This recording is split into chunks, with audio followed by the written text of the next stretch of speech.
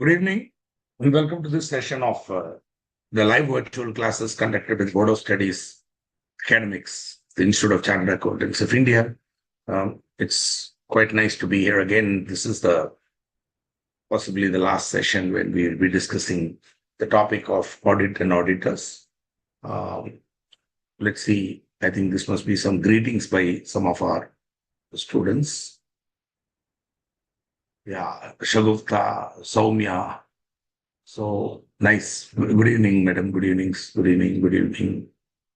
And any queries? Okay, my doubt.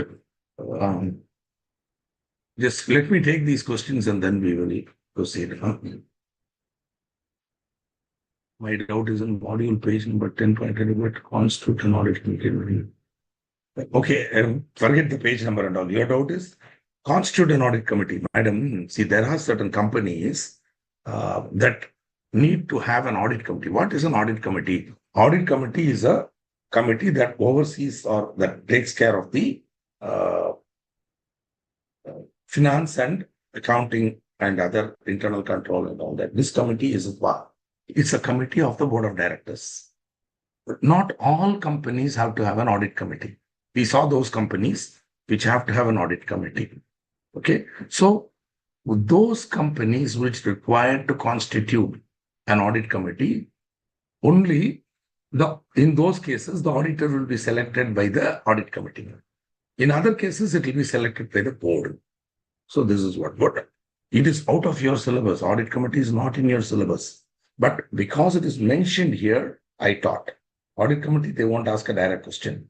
All you need to remember is where there is an audit committee, where there is a statutory requirement for an audit committee, where the company law requires that company to have an listed company audit committee compulsory.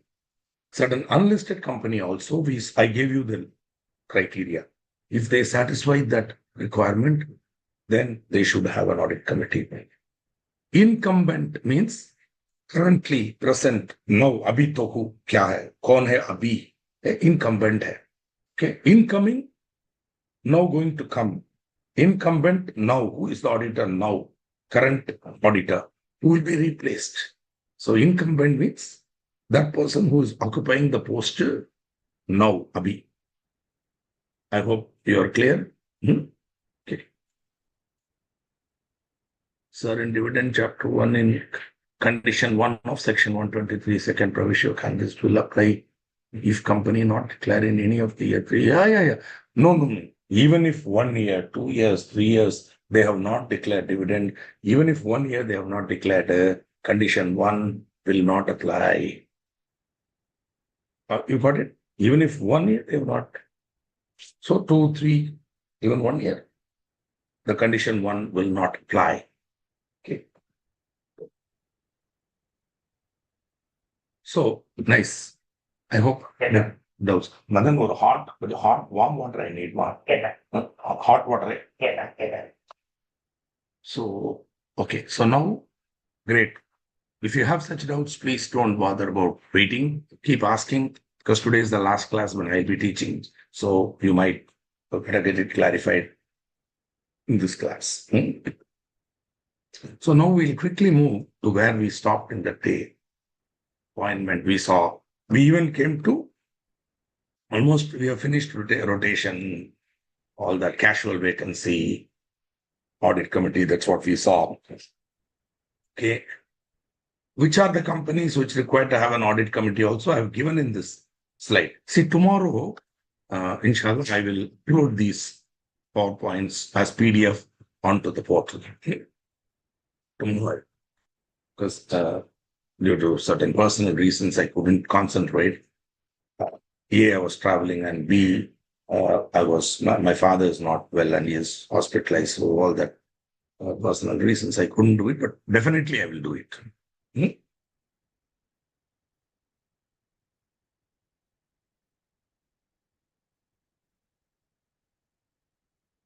Now, we saw casual vacancy also. No removal. So, removal of auditor before expiry of his term of office. Meaning, before he is not completed. Got it? We saw this. I'm just going through it again and then moving on. We covered this, but still I want to do it quickly. So before the expiry means what? He is currently auditor. Auditor is appointed for 5 years at a time. So he has to resign only 5 years later. He will be reconsidered only 5 years later. Now you want to remove him second year. At the end of second year, you want to remove him. That is before expiry of term. Now, at the end of the fifth year from now, you appoint him in this year, you appoint him at the first AGM, then sixth AGM. At that AGM, his appointment will come to an end. Now, if no rotation condition applies, if rotation is not applicable, then you can reappoint him. If rotation is there, you cannot reappoint him. If some other auditor has to do it. If it is an individual, 5 years ke baad, you cannot. If it is a firm, another 5 years. Dobara, another 5 years. But after that, you have to, some other firm has to be appointed. Okay. So at that annual general meeting, if you want to appoint a person other than the retiring auditor, or you want to expressly resolve that the retiring auditor should not be reappointed, okay, whatever it is, there are some provisions. That is 140 subsection 4. Lastly, where the auditor is guilty of fraud. I'm not able to imagine this also, but anyway, let's see. So if you want to remove the auditor before expiry of term, first you have to have a board. I think we did this. Okay, board meeting, then application to CG within 30 days, approval received. Then you should, before giving the approval, the CG will give the other party, that is the auditor, opportunity of being heard. Then sir, they'll say that's it. Then you have to remove the auditor only by passing a special resolution, and that too at the meeting to be held within 60 days of receipt of the central government approval. In this example, we have passed a ordinary resolution, whereas we have to pass a special resolution. Okay.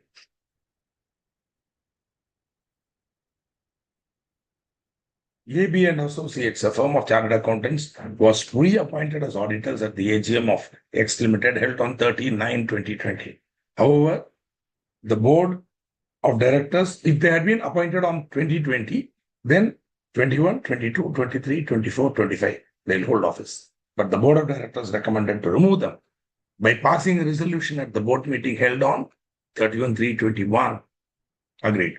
Subsequently, having given consideration to the board recommendation, AB and Associates were removed at the general meeting held on 25/5/2021 by passing a special resolution. This is well within 60 days. Did you notice that? From, if you take 31/3, then it's 34 and 31/5, 60 days, roughly. But it's on 25/5, well within 60 days. But they have not obtained the approval of the central government. Instead, they are saying the auditor will be removed. I mean, the auditor is removed subject to approval of central government. Now, is this correct? Obviously, you will agree that it is not correct. Why? Because which is coming? Pehle, central government ka approval, baad removal. Now they are putting this here and saying it is subject to approval. No. Okay, that is wrong. Now, in this type of question, what I suggest now, you write little bit on this, whatever this slide, you write. And then you say, in the given case, the company has passed a special resolution, but without obtaining the prior approval of central government. Therefore, the removal of the auditor, AB and Associates, it's not valid. Okay. On a technical ground, it's not valid, but AB and Associates continues to be the auditor. They have not been properly removed. If you want to do it again, you have to hold another board meeting. Then within 30 days, you have to go to central government, get the approval. Then within 60 days, you have to pass a special resolution. Okay. Again, you have to do it. So this is one aspect. Now, removal of auditor at the AGM. For that, you have to quickly review a topic that you would have studied in management and administration. I'm sure you would have studied this in management and administration, where you would have talked about special notice. See, normally notice is given by the company to the member. Normally, for AGM, annual general meeting, extraordinary general meeting, we give notice, 21 clear days notice, etc., etc. Now, special notice is a notice given by the members to the company, obviously under special circumstances. Actually, there are only four circumstances when special notice is required. So, where any provision in the Act requires special notice, only then special notice is required. B1. Act requires special notice only in two sections. For two sections, for situations. Two sections, four situations. The other is not in your syllabus. Director. If you want to remove your director, special notice. Appoint a person in the place of the director so removed, special notice. Okay. This is the second one. 144 is the second section, where there are only two sections in the Companies Act which require special notice. Out of that, one is not in your syllabus. Directors ka hai. Whereas auditors is in your syllabus, right? So, to remove an audit, or to appoint, don't even say that. You cannot remove an auditor.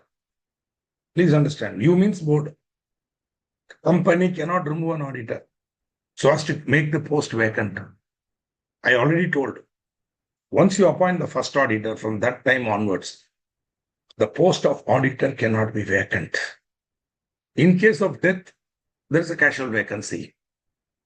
You fill it as a casual vacancy within 30 days. Got it? 30 days, okay. But once the 30 days is over, by then you should have appointed a new auditor, right? So, nobody can remove an auditor so as to make the post vacant. Okay. But at the AGM, when he is to be reappointed, an AGM where he is to be reappointed, you can propose a person other than the retiring auditor. See, usually, suppose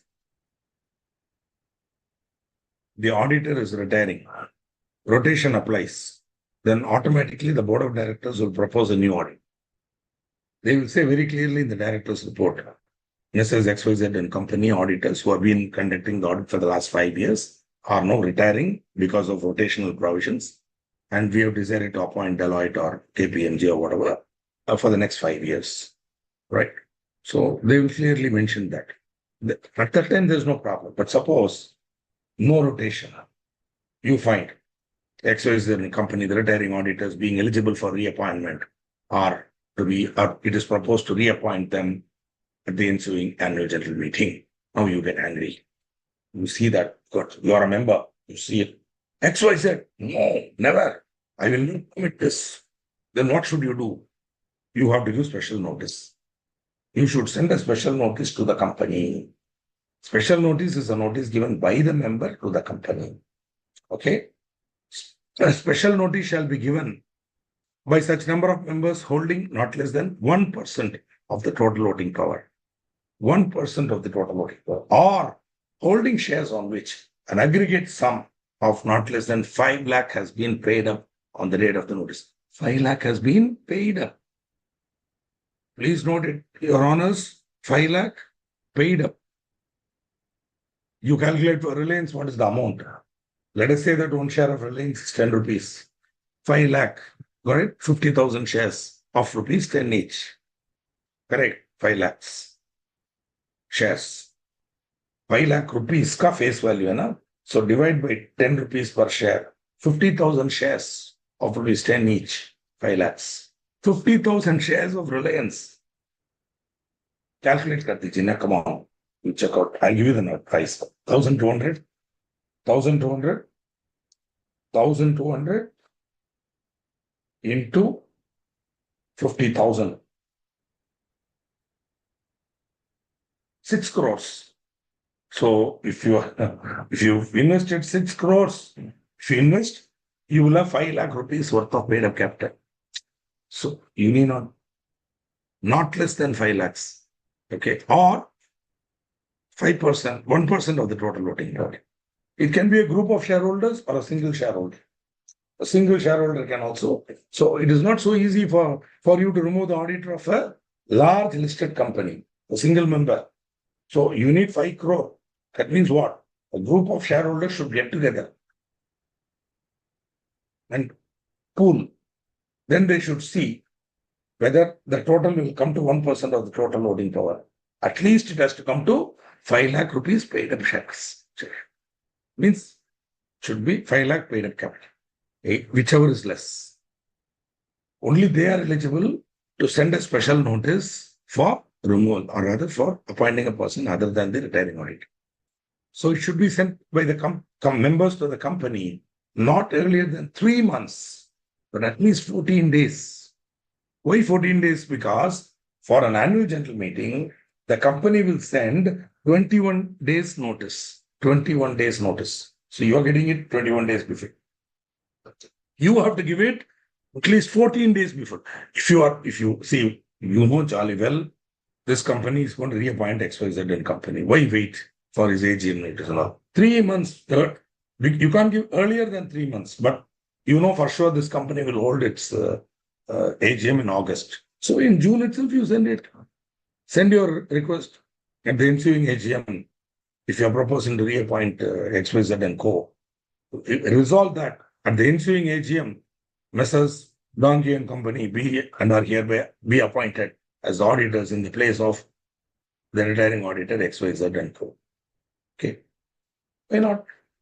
3 months, but not earlier than 3 months, at least 14 days before. So you keep waiting. Finally, AGM notice comes from 21 days. 21 days notice. Now, you can then ensure that within 14 days you send it, right? Before the date of the meeting. Exclusive of the day on which the notice is given and the day of the meeting. Okay, this is clear days again. So once you put it in post, it is deemed to be delivered on the 48 hours. Normally, you need not do it by post. If your registered email address with the company, you can send a mail. Got it? You can send a mail. All of you can send a mail, or one single person you can send one mail. All of you sign, scan, attach, send. Got it? Electronic form is also perfectly all right. The company shall immediately after receipt of the notice give its members notice of the resolution. But what I would do, I'll tell you. Suppose it is in Bangalore. I will quickly courier it to Bangalore and ask my trusted person there, go and deliver it at the company's registered office get the CHOP acceptance, so that tomorrow they cannot deny that they got the notice. Okay. You can entrust it to a courier, but my suggestion, because they can say the original notice was not given to me. So illogically, you only gave a scanned image. I didn't get the original. Better you do that also. The company shall immediately after the receipt of the notice give its members notice of the resolution at least 7 days before the meeting. So are you able to see this sequence? Member gets it 21 days before. They give special notice 14 days before. And the company gets it 14 days before. Then they have to give notice at least 7 days before. But suppose they receive it on the nick of the moment, like say exactly on the 14th day midnight. So they just have another 7 days. They have to send post to everybody a mail and all that. They said no. When it is not practicable, they simply publish an advertisement in the newspaper. But today, actually, it's not a big deal, man. Because for every shareholder, I have the email address. And I've already sent an AGM notice. I've sent the annual report to you by mail. Same mail ID, I will send you this also. It's not very difficult. Once I have your email address, I can do that. Right? Whatever it is, this is the rule for special notice. This is 115, not in this chapter. It is in, I'm so sorry. It is in chapter 7, which you already studied, management and administration. I'm only revising it because it is connected here. That's why I told you now, Companies Act cannot be studied like that in compartment. Suppose this was taught in management administration, you can't say, sir, this is management administration topic. You can talk about it here. In company law, everything is linked. You cannot say that. That is not the way you should understand company law. Understand the whole of it, not in chapter chunks. Okay. Of course, the logic, the topic is centering around a core thought here in auditors. But there are many interlinking sections. You have to read along with them. In the exam, they may not say, I'm going to ask you a question in auditors. They might also ask, in which case, even if it is an auditor, you have to talk about special notice. Baba, you cannot say, sir, special notice is not in those topics or it is in management administration. Sorry. Okay. Now, we have finished the preliminary understanding of special notice. Let us look at appointing auditor other than the retiring auditor. Okay, so the special notice is received in accordance with section 115, Credit Rule 24. We already saw that, right? Actually, it's 23, not 24. For appointing a person other than the retiring auditor or explicitly resolving that the retiring auditor shall not be reappointed. So two things are there. One section, 140 subsection 4. Two situations, appointing a person other than the retiring auditor. I want PQR and company chartered accountants, not XYZ. Agreed. Another, I want you appoint anybody, but not XYZ. Retiring auditor shall not be reappointed. I don't know why that hatred for the retiring auditor. See, till he is replaced, the retiring auditor is the incumbent auditor. Somebody, you're asking them, Astaji, till he is replaced, the retiring auditor is the incumbent auditor. Incumbent, now in the position, now occupying. Once the new auditor is appointed, then he will become incumbent. This fellow, chore. Okay. Now, company shall give notice to members at least 7 days before the meeting, we already saw. Also, it should send a copy to the retiring auditor, who shall be entitled to make representation in writing of reasonable length. I'll tell you, if you're trying to remove the auditor, you should give reason now. Why you are removing him? Rather, why you don't want to reappoint him? What is the problem? He is eligible to be reappointed. Why? So you have to mention that, no, he should be given an opportunity to counter it and say what they're saying is wrong. I pointed out certain errors in the accounts. I showed them that their books are not correct. They got angry. Now they want to change. That's not fair. Got it? You as the retiring auditor has the right to make representation. We saw that now. Audit.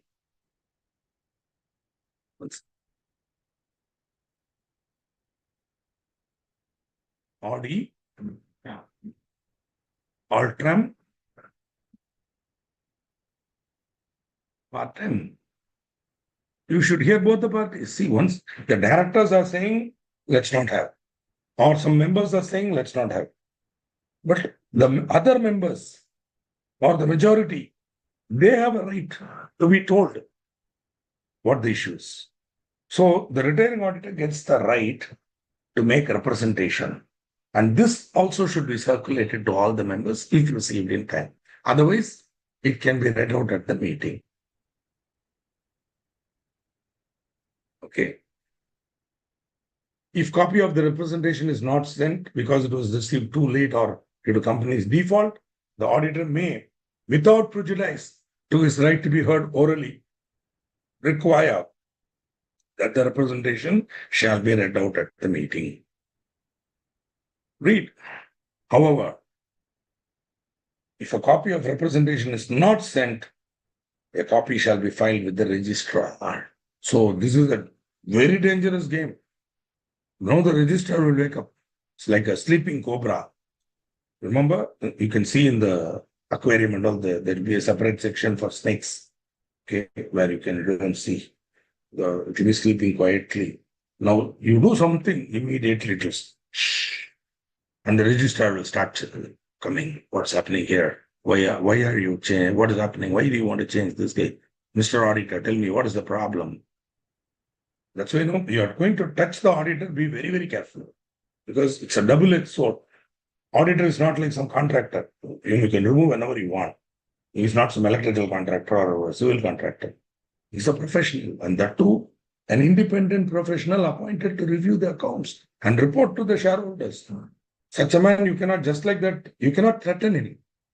You cannot threaten him and say, we will remove you. We will not appoint you at the next AGM. We'll appoint somebody else at the next AGM. If you do that and you put it in force, then he gets the chance to retaliate. Got it?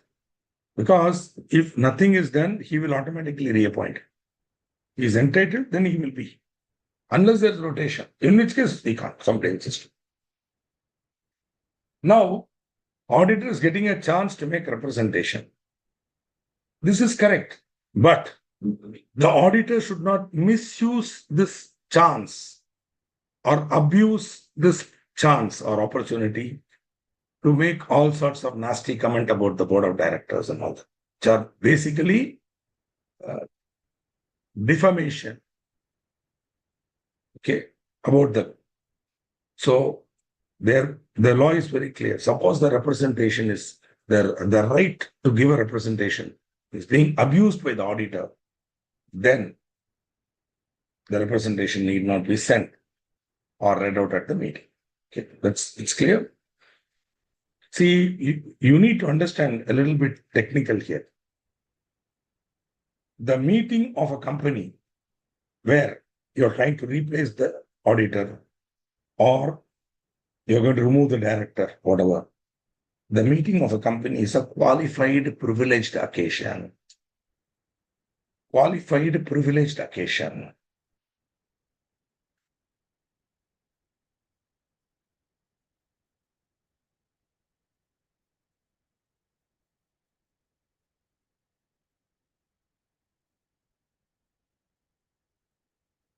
What do you mean by that? See, normally if I say something that's untrue about you, it is called defamation. Suppose I make the statement orally, it is called slander. Suppose I print it in media, it is called libel. Now, if anything should be supported, that's why newspaper reporters have to be very careful. They can't make any and every comment. Tomorrow, if the person who is defamed, he files a suit, the newspaper editor also has to answer. They have to pay damages. Okay. But there are certain situations where if a person is speaking, he can be used defamation. Even without proof, he can make an accusation. Those are called privileged occasions. Privileged occasion. One of the privileges is absolute privilege. You know who is enjoying? The Minister of Parliament in the Parliament, in the well of Parliament, or the Minister of Legislative Assembly in the Vidhan Sauda. They can make, for example, you are the minister for a particular constituency. You are representing that constituency in Lok Sabha. Okay, you come to know through some of your sources that one local Dada is doing some nonsense, one Thakur is doing some nonsense. He is doing some illegal activities. You don't have proof, but you're getting information from the local IG and from the collector that these are all happenings or what do I don't know. Now, we are assuming that you are an honest politician. I don't know.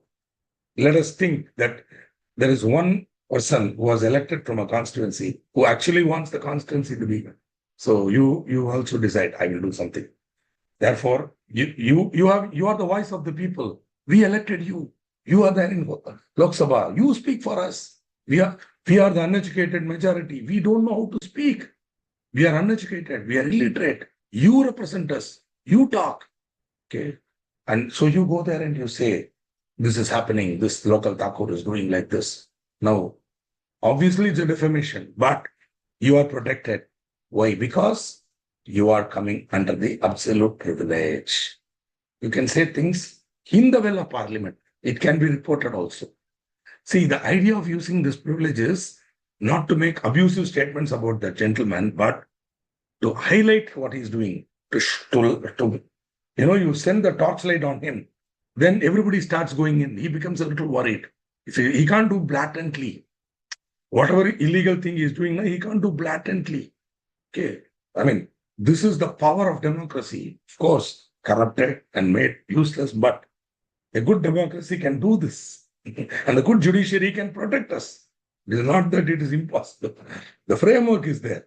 It's up to us to keep the framework strong by understanding what it's all about, rather than saying everything is corrupt and walking away.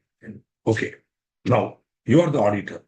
There is some fraud in that company or some malpractice. You are telling them not, you are going to qualify and all. Now they want to change you.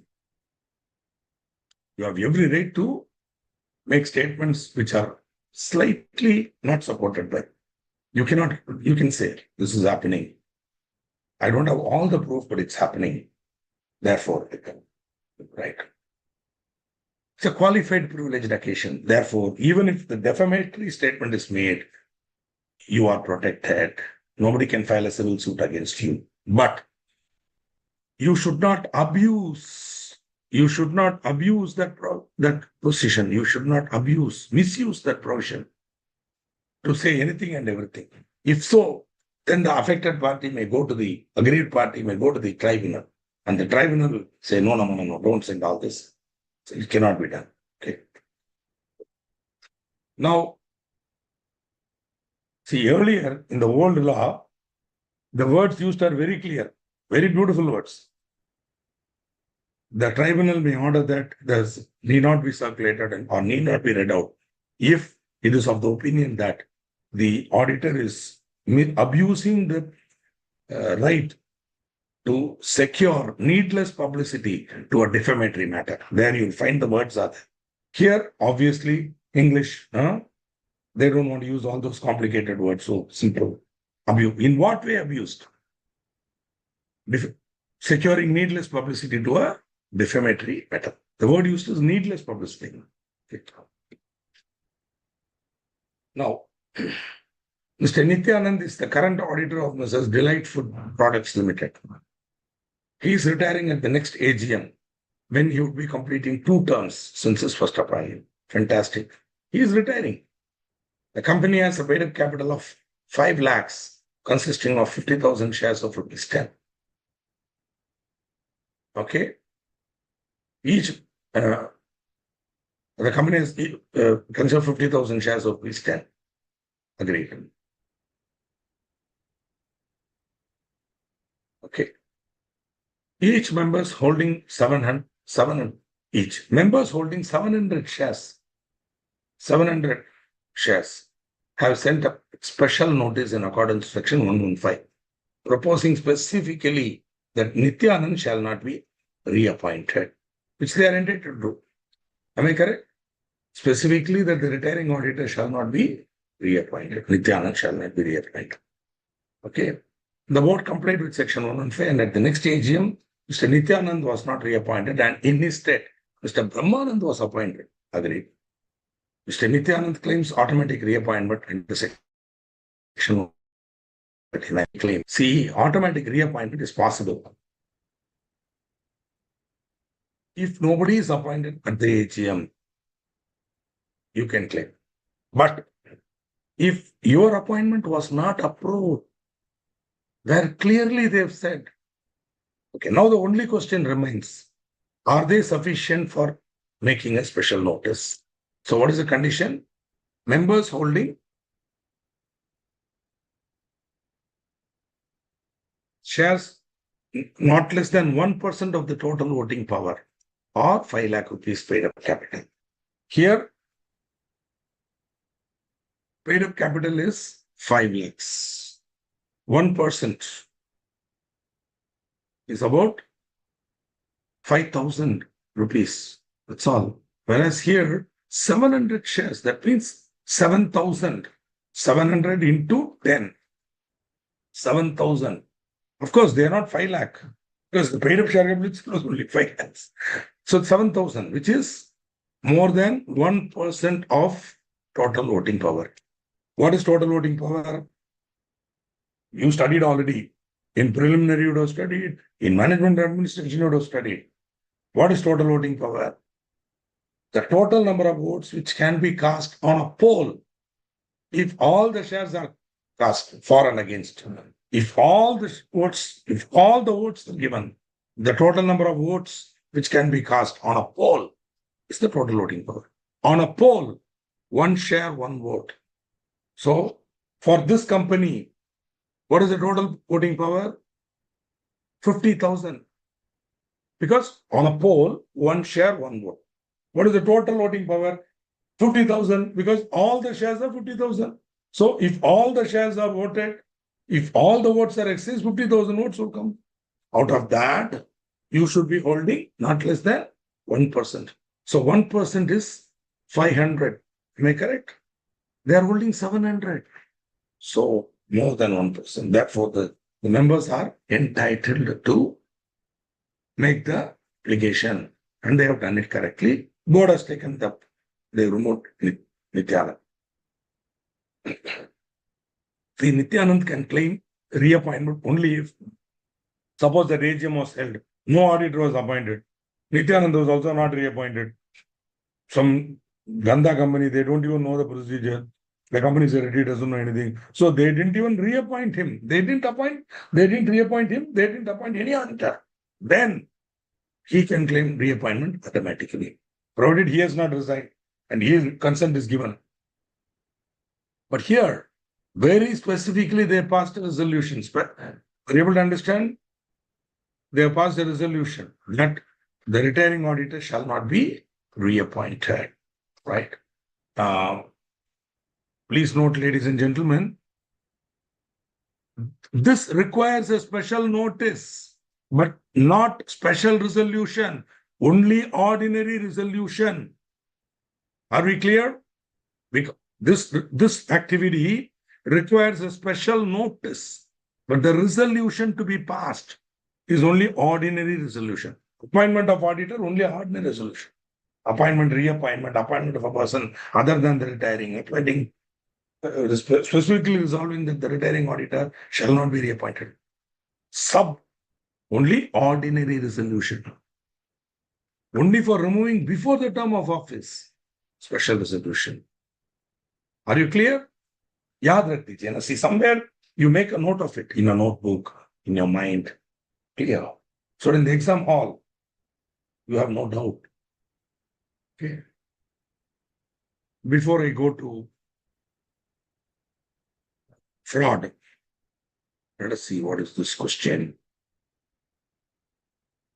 Your question is not clear, sir. If somebody is appointed, what will happen? If somebody else is appointed, nothing more. The board of directors can propose, see, 5 years down the line, that AGM, he will retire. At the retiring AGM, board can appoint, no problem. Board can appoint. Well, how can you prevent the board from appointing? Suppose the board has appointed. One company secretary was of the view that even in those cases, if you want to appoint a person other than the retiring auditor at an AGM, even if the board wants to do it, they have to give special notice. I beg to differ. The board, in 5 years, he is retiring. Yeah. At that AGM, he doesn't have to give any resignation. He is retiring. So the board can decide and suggest somebody in the notice, the original notice itself, they can say, Ramu and company, chartered accountants are who are leading our company are retiring at the ensuing AGM. And the board of directors is pleased to inform you that we will be appointing Somu and company as the auditor in the place of Ramu and company.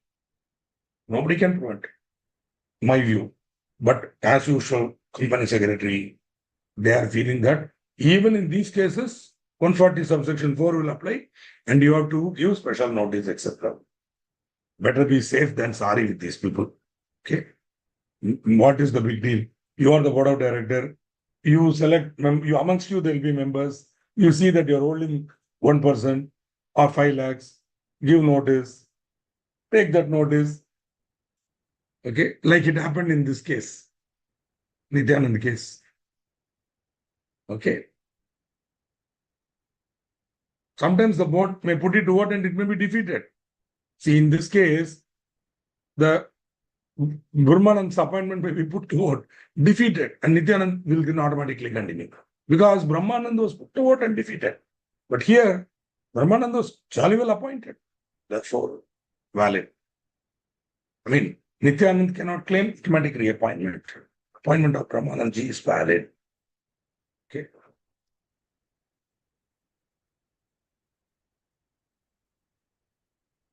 What can the retiring auditor do? Nothing. Sit at home and do something else or get new client. What can you do? They have complied with the law. I mean, seriously, I don't understand your doubt, Nidhi Dhanush. What can he do? Nothing. You feel that he can go to court and do what? They have complied with the law. Suppose there is any technical lacuna, he may, I don't know what he will do. He will go to High Court. I doubt. Even he can, maximum he can make a complaint to the regional director. That's all. Something like that. Okay. Because at the end of 5 years, the retiring auditor retires. The auditor retires. Thereafter, if they appoint somebody else, what can he do? Yeah, seriously, I don't understand. What do you say? Have you understood, Dhanush? Sir, I'm going to one girl and saying I love you. She is telling I don't love you, I love somebody else. After that, what can I do? Yeah. Just keep quiet and go away. That's all. Anything else is shameful. What do you say? You agree, no? Have you understood, Dhanush? But if there is any technical lacuna, as in this case, Sachidanand case, that's different. Then his removal is not valid, I think. Any technical lacuna hit, then that appointment of the new auditor is invalid. In which case, automatically, Nityanand will continue. But here, appointment of Brahmanandji is absolutely valid. As per section 115, read with rule 24, read with section 140, subsection 4. Okay. So that's what it is all about. In case retiring gets reappointed, how was at that age only you are appointing Brahmanand? How you will get reappointed? Yeah, you can reappoint. If you want, you can reappoint. See, boss, most companies reappoint. Hello, inshallah, I've got easily about 100 corporate lines. I told you now out of that 20, 20, 20. In spite of that, you got 99.5% they will reappoint us. Yeah. Why will they not reappoint? They want us, we want them, so they will reappoint. Once in a while, that too they will tell us. Rarely they will do it. Some nonsense all they'll do. Even we want to go only, we will say, boss, you next AGM, you let me go, yeah. Bye. I'm not happy with your approaches. That is how it will be. Rarely, a good auditor, they will let go. Unless rotation is there, then what to do? Okay. Even then they will cry. They will say, don't go, be with me, like that. Now, this removal of auditor in case of fraud is a knee-jerk reaction, okay, to the Satyam scandal. If for Satyam, this section is not there. Okay. Before this, there was no. And now, everything over now. He made representation now. You are the members now. That fellow, Nityanand came now. He made representation now. You listen to him now. Then you decided not to. You decided to appoint Brahmanand now. What can we do, boss? Okay, what is your difficulty in understanding this, Dhanush? Members have voted for Brahmanand. What can we do for the retiring auditor? If you want, you go to his house, hug him, give him your condolences. What more can you do? Yeah. Dhanush, please understand. Yeah. Mistake me. Okay. What can we do? Yeah. They don't want you. I mean, Nityanand. They want Brahmanand. Nityanand can make representation. Make. They listen to the representation. Then Applying their mind, the members said, let's go for Brahmanand. What can we do? You tell me. This is don't think always we have to protect the auditor. We should also look at what the board wants, what the members want. Finally, who decides? Finally, who decides? Members. Okay. In case rotation is applying, then you cannot reappoint after 10 years. Please try to understand, not all companies compulsory rotation. Only certain companies we saw where compulsory rotation is there. Only those cases, at the end of the 10th year, you cannot. Even at the end of 5th year, he cannot claim. The members can decide at the end of 5th year to put somebody else. Okay. But being a firm, they give another 5 years. The members want, they can give. But after the 10th year, firm, shh. After the 5th year, individual, shh. Go. Somebody else. Okay. But if rotation doesn't apply, then you can reappoint him forever and ever and ever. Are you clear, Anilji? Have you understood? Somesh.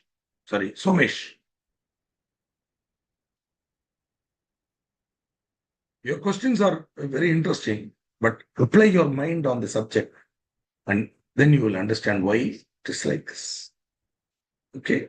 Rotation is only for certain companies, not all.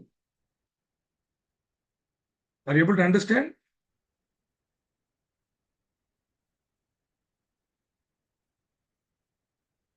See this, all listed companies and certain class.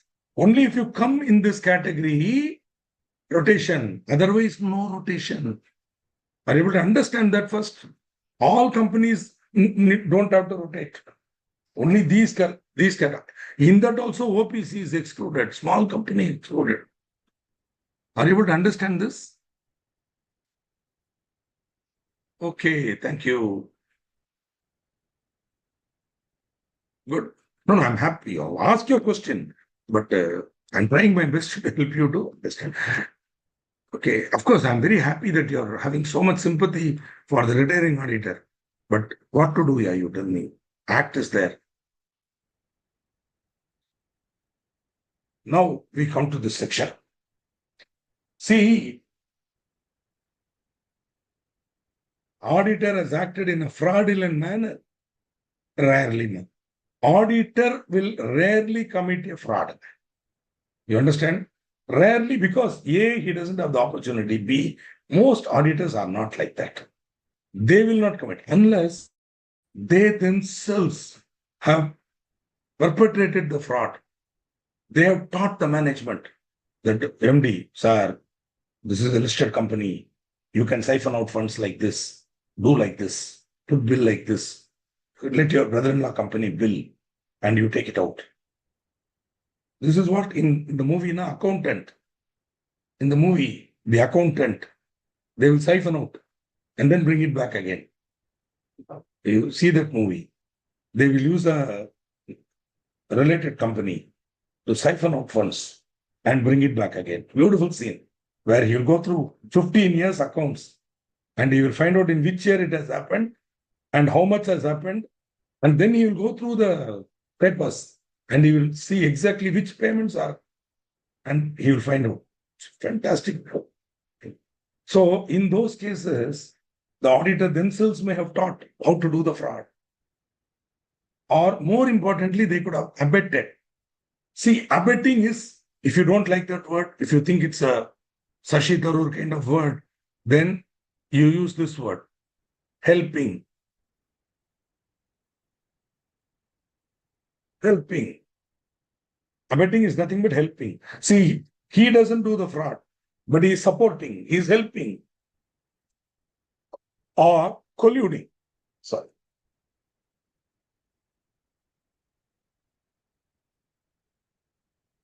Colluding is different from abetting. I will tell you how it is. Colluding and abetting. Abetting is, I'm actually participating in that, but in a supportive role.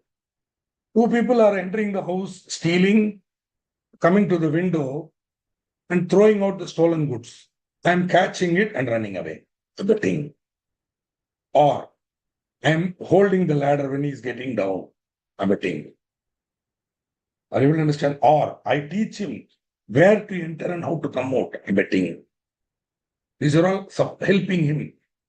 Whereas collusion is different, where he tells me, you are the watchman. I'll be coming tonight to steal. When I come, keep quiet. Don't make a noise.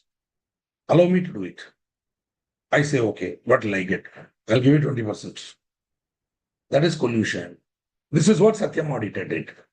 Collusive fraud, where you know what the management is doing. Instead of blowing the whistle, instead of reporting, instead of qualifying, you not only support, you don't do anything. It's a collusion. You can't say later on, that's what he said. I'm not aware of it. I never knew that there is a fraud. I'm such an innocent. Not an innocent. Muffer. You don't know anything. This also you cannot find out. Huh? You won't do any third party verification. You won't actually go to the bank and ask them, do you have, they're saying they got so much FD. Do you have? Won't you write a mail to them? They'll simply give you a, see, what Satyam did was, they were the software developers for the bank. So they used the software of the bank to generate FD receipt, bogus, and give it to the auditor. Even then, boss, I'll be a little worried now. Such a big amount, better be careful. Go to the bank directly, send a letter, or send your senior officer, senior manager, one of them, with an article clerk to the bank. Sit with them and don't tell them what is the amount. Ask them how much FD you're having. In Bank of India, how much FD Satyam is having? Please give me. Can you not do this verification? Why rely on the client? You go directly and get it. You are entitled to. After all, your Price Waterhouse. You can do it. Why didn't you do it? I mean, it's easy to find fault, but I'm being very strict because of that one fellow, this section comes into the act. As if we are all frauds. Good people also have to be tainted by the tar brush. I'm not happy about that. Okay, I am not now, right from 2009. You don't know what it is. You don't know the shame. And that too, a public speaker like me, in investor forums and in Rotary clubs and in major forums, when I go and hand the mic and I speak about balance sheets and how to read a balance sheet and all that, some people in the audience, now they will say, Mr. Srikanth, you're a chartered accountant. How can we trust the balance sheet signed by you fellows? Like that, they will ask. I have to be, because one man committed a crime. I am, people like me are being put on the accused as accused. Every time we have to defend ourselves. Every time we have to prove to the world, we are honest, we are honest, we are honest. Because of one dishonest black sheep. Okay, which is why I am unable to handle such behavior.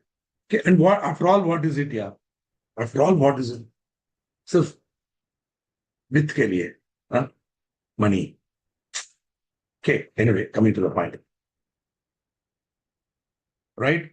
Now, so that is why this section is there, where the tribunal is satisfied that an auditor has colluded or committed fraud in relation to, by or in relation to the company or its directors or officers. So they're very clear. Fraud by the company or in relation to the company, right? Then, see, when will the tribunal do this? The tribunal may form this opinion suo motu, on its own motion. How it will happen suo motu?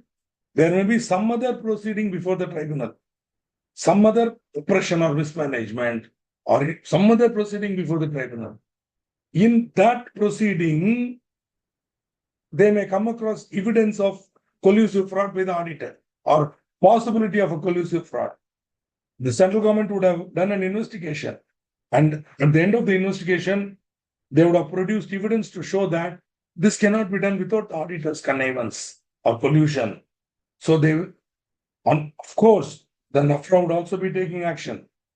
But in addition to that, the tribunal will also become appraised. Or the central government, after conducting an investigation on the company, may come out with the conclusion management is guilty. The auditors are also guilty. Okay. or on an application by any person, member, director, whoever. So this goes to the thing. Now, the application goes to the tribunal, and the tribunal should be satisfied within 15 days. It shall order that he shall not function as auditor, and central government may appoint another auditor. In the case of central government, where central government makes the application, then within 30 days, it will pass an order directing the central government that he will not function and they may appoint somebody else. See, this is nothing but closing the stable door after the horse has flown. Got it? Closing the stable door after the horse has gone. The problem is gone. Satyam happened. They missed it. They gave award to Ramalingaraju. But now they are trying to close that door so that in future it won't happen. Believe me, it can never happen again. One more Satyam can never happen. Many reasons. Okay. No big four firm is foolish enough to do that, to get into trouble again like that, because they got enough problem on their plates to do this. Okay. Even good clients are having problem with NAFRA. Forget collusive fraud. Already they're in a problem with NAFRA. Why they will enter into collusive fraud? After knowing fully well what happened to Ramalingaraju and Gopalakrishnan, why will they do it? Okay. I hope they won't. No small auditor will ever do it because it is more than my salary check. Why should I do it? See, I've got for 600 clients now. For one fellow, why I will spoil everybody? Am I a fool? Maybe Big Four will do nonsense like that. We cannot do. We cannot afford to do it because our practices are not big. And these practices need good clients. So if you even have one client who is like this, I'll remove him rather than allow him to taint my other files. Believe me when I say this. No medium practitioner, small and medium, can handle unethical behavior, unethical approaches. Because one day or the other it will get caught. Then NAFRA will catch me and take me. Is it worth all the trouble? How much it can pay me to justify this behavior? Believe me, there is no amount on earth which should tempt us to do this. Okay. I make these points very vehemently and strongly because this section is an insult to us as a profession. This section is an insult to me as a member. 40 years a member now. I became a member in 1987. A COP holder from 1987. FCA. Believe me, I feel ashamed that such a section has to come into the Companies Act. Shame on us that we even allowed this to happen. That's why to younger members, potential members like you, I say, don't ever allow it. Money, no amount of money it should tempt you to become unethical. Whether you are in service or whether you are in practice. Being in practice, yes. Being in service also. Don't collude with management to do nonsense. Don't collude with management to evade income tax. Don't collude with management to evade GST. Don't think that's a great fun. Don't think that you're doing a great service. You're not. You're a criminal. Don't do that. Okay? Pay the taxes on time. Advise your management to pay the taxes. Support your auditor when he advises them to pay on time. The minute an auditor says, be compliant, don't say, that fellow knows nothing, sir. We'll get another auditor who will be more cooperative. Don't tell like that. Rather have the guts to advise your management. So what our auditor is saying is correct. Don't do that. If you're not compliant, then the problems will be, you'll get into prosecution, all that. Maybe your MD will appreciate you 3 years later when the company is not having any issues. He will say, thanks to you, this company is compliant. Thank you for being there for me. And they will treat you so well rather than if we advise them not to be compliant and thinking that we have done some tax planning, blah, blah, blah, something, and end up spending more money. Believe me, without wasting your time, I'll tell you this. A client I clearly advised, they got an opinion for 65, 70 pages from a firm, from a tax consulting firm. I read through it and I said, sir, this 65 pages, I'm happy, but in case the addition comes, will they be able to win in tribunal? Forget CA Apex. Will they be able to win in tribunal? Even CA Apex, they will not win. Tribunal, can they win? Okay. No, Srikanth, you don't know all these things. We'll take care. So it was just a matter of 1 crore. I said, on 1 crore tax, not 1 crore. 1 crore is the amount. On that tax, pay it. It's not a big deal. You won't save much. Then addition happens, 1 crore. Then tax, penalty, then go on appeal, lose the appeal, go to tribunal, lose in tribunal. Correct? Then at that time, I am statutory audit, I'm going on. The MD and I were traveling in his car, Fortuner, I think, and he turned to me and he said, Shrikant, 7 years ago you told me pay that amount. 7 years ago you told me. I think I should have done that. I remember this dialogue still. I wish we had done that. That's what he said. I wish we had done that. I said, no, what to do? You didn't do it. Now you got no choice. Fight it. Go to High Court. Lost. Where will go after that? Supreme Court. Let's see. In the meantime, to all these so-called tax consultants and so-called people, they would have paid an amount which is almost 50% of the tax that they would have paid. Yeah. That day you would have paid the tax. So much headache is free. Anyway, this is the opinion of a senior chartered accountant who's run a practice for the last 35, 36 years and on these terms, okay, and earned well. Okay. So don't ever let anybody tell you that only if you do bad things, you will earn money. No. You can earn money in the normal way. Don't worry. Sorry, last class also I made the point. This class also I make the point. I don't think this point can be overemphasized to a group of potential members. Okay. One more thing. We are now open season on chartered accountants. You know what is open season? No? See, the tiger is endangered. Sloth bear endangered. Whereas deer, open season. When the deer becomes too much, they will declare open season. Anybody can get in with a gun and shoot. If you see a deer, shoot it. Open season. So it's open season for chartered accountants. Anybody can shoot you. Anybody can comment about you. Anybody can talk nonsense about you. We can't do anything because you are the people who signed Satyam. No, collectively, all of us, every chartered accountant in the country went to Satyam office. We signed that balance sheet. Why all of us should be insulted for that one fellow? It's the bigger question I keep asking, and I've answered it many times. In fact, I've answered it in a very powerful way once. One audience was full of engineers, IT companies and all, IT engineers and all, thinking that they know everything about stock market. I said, Baba, you are all engineers now. Of course, none of them is a civil engineer, none of them is an electrical engineer. All are IT engineers, the so-called IT fellows. Now, I asked them, boss, in Hyderabad, there was a Panchakuta flyover. Some of you from Hyderabad will know this. Panchakuta flyover, around the 2009 nearing Satyam date only, that flyover collapsed. As vehicles were running on the flyover broke. People were injured, etc., etc. The company which was doing it was called Gammon India. It's a good company only. Some subcontractor will issue something. Now, I said, look here. Panchakuta flyover got destroyed due to error of the engineer. Now, because of that, can I stop using bridges? Can I stop getting into buildings? Because after all, they are built by engineers. You guys don't know how to build. Can I say like that? Such dialogues cannot be told about. Then they accepted. They said, Shrikant, what you're saying is correct. Because of one auditor, we cannot comment about everybody. In the same way, because one engineer did a bad job in Gammon, in Panchakuta flyover, you cannot say engineers are all, no, you never climb a bridge like that. Anybody say?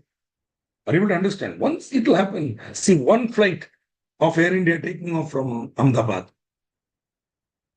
I mean, it's a really sad thing. But does it mean thereafter don't trust Air India? For your information, the day before yesterday, my wife and I, we came by Boeing only. We got in Delhi and we landed at Chennai.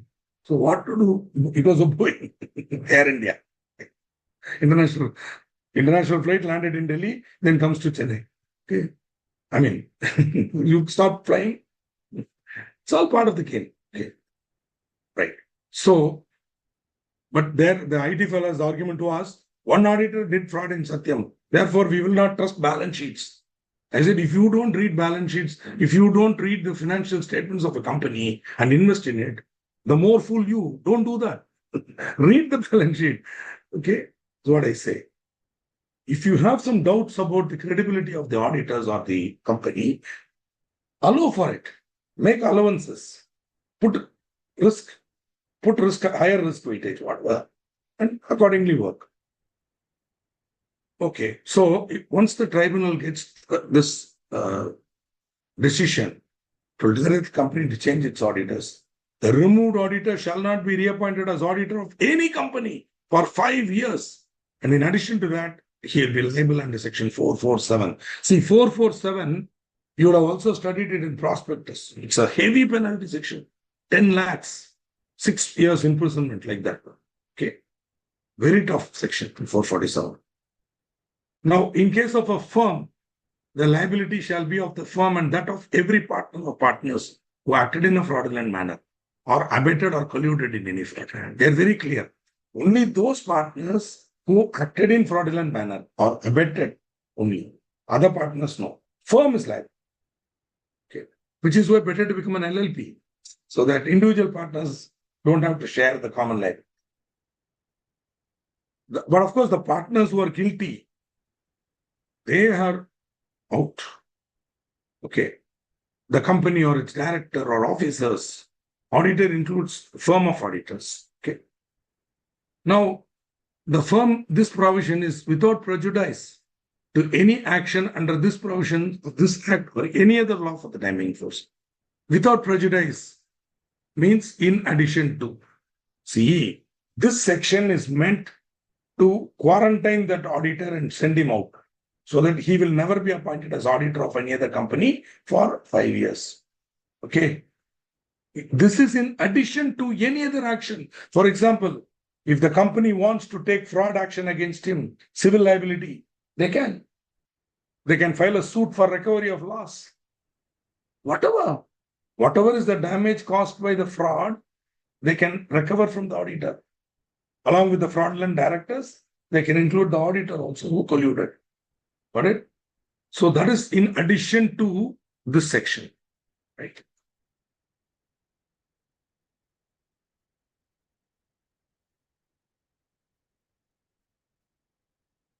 I don't remember, sir. What is B4? I don't know what. No. We'll come to that 1 crore and all. Wait. Yeah, penalty is also there. See, penalty is also, the penalty is there under general audit section. We'll see that. If you fail in your duty as an auditor, there's a penalty under the Companies Act. This is in addition to that, removal. And more important is that person cannot be appointed as auditor for any other company for 5 years. Penalty is also there.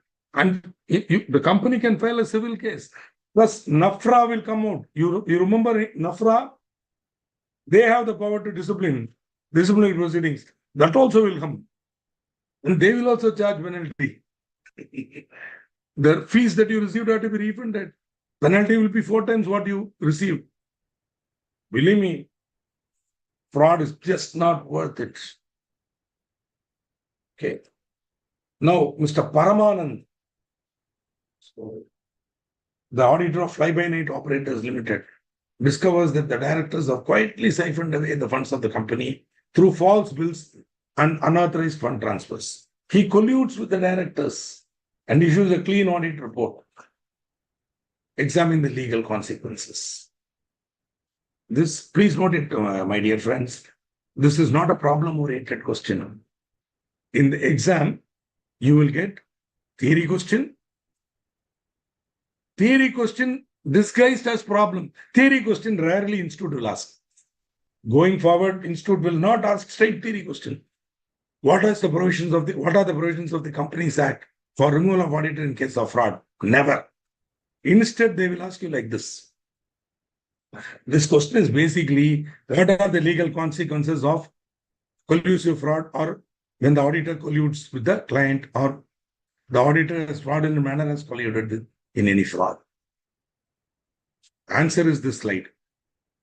In this slide, whatever is there, reproduce, get full marks, and go. Now, resignation. Friends, earlier resignation, MCA was not really worried about it. If you resign, go man, what is my problem, like that. But now they're saying, what happened? Why is this auditor resigning? So they put a duty on the auditor only. Once the auditor resigns, okay, the company has to file Form 883 within 30 days. I'm sorry, the auditor has to file 883 within 30 days. That gives, actually, it's good for the auditor. Suppose the client is forcing you to resign and all. But believe me, once it comes to that stage, no, client doesn't want the auditor to continue. See, think about it. You appointed the auditor for 5 years. Now your company wants to change.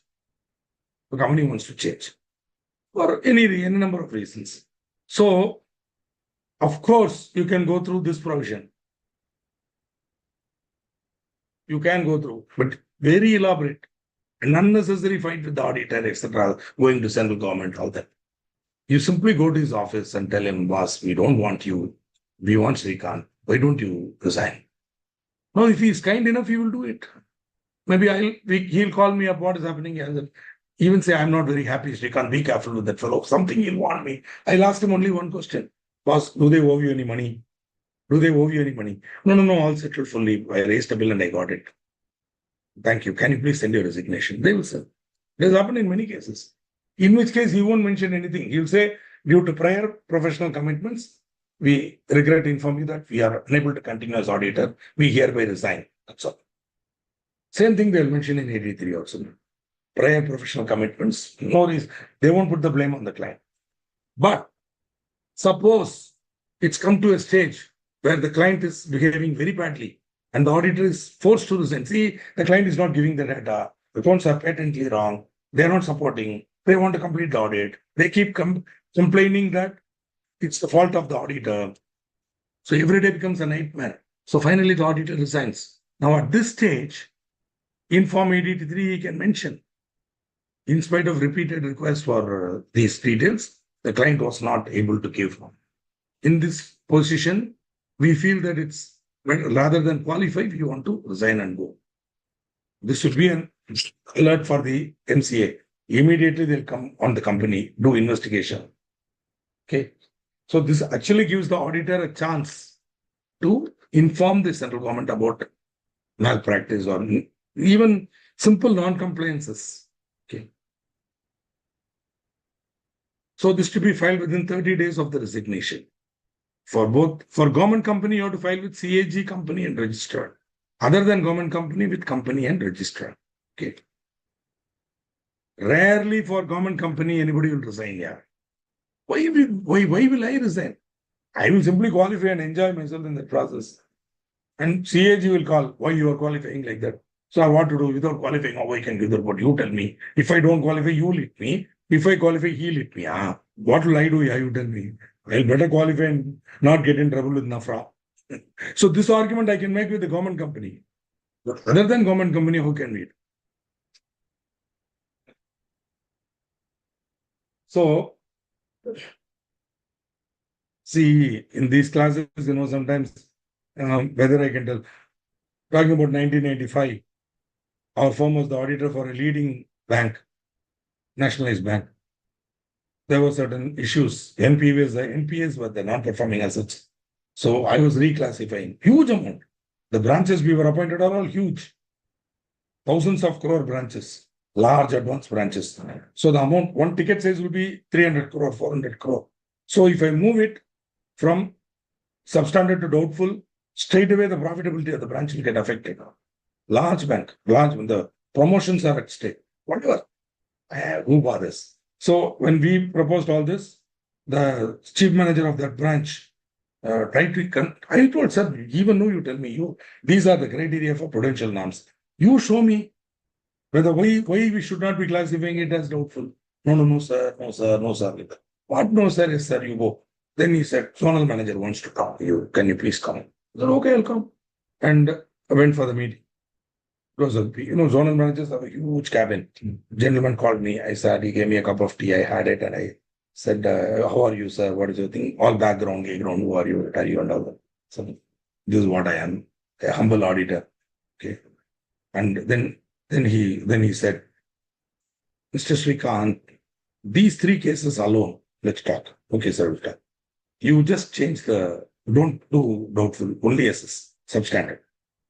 I said, sir, it cannot be done. I have already informed your seat manager. Why are we discussing this, sir? Let me know at this stage, say goodbye to you because this is not going to happen. Then he started telling many things. Even he said, he told me, he showed me a sanction letter for a loan for 200 crores.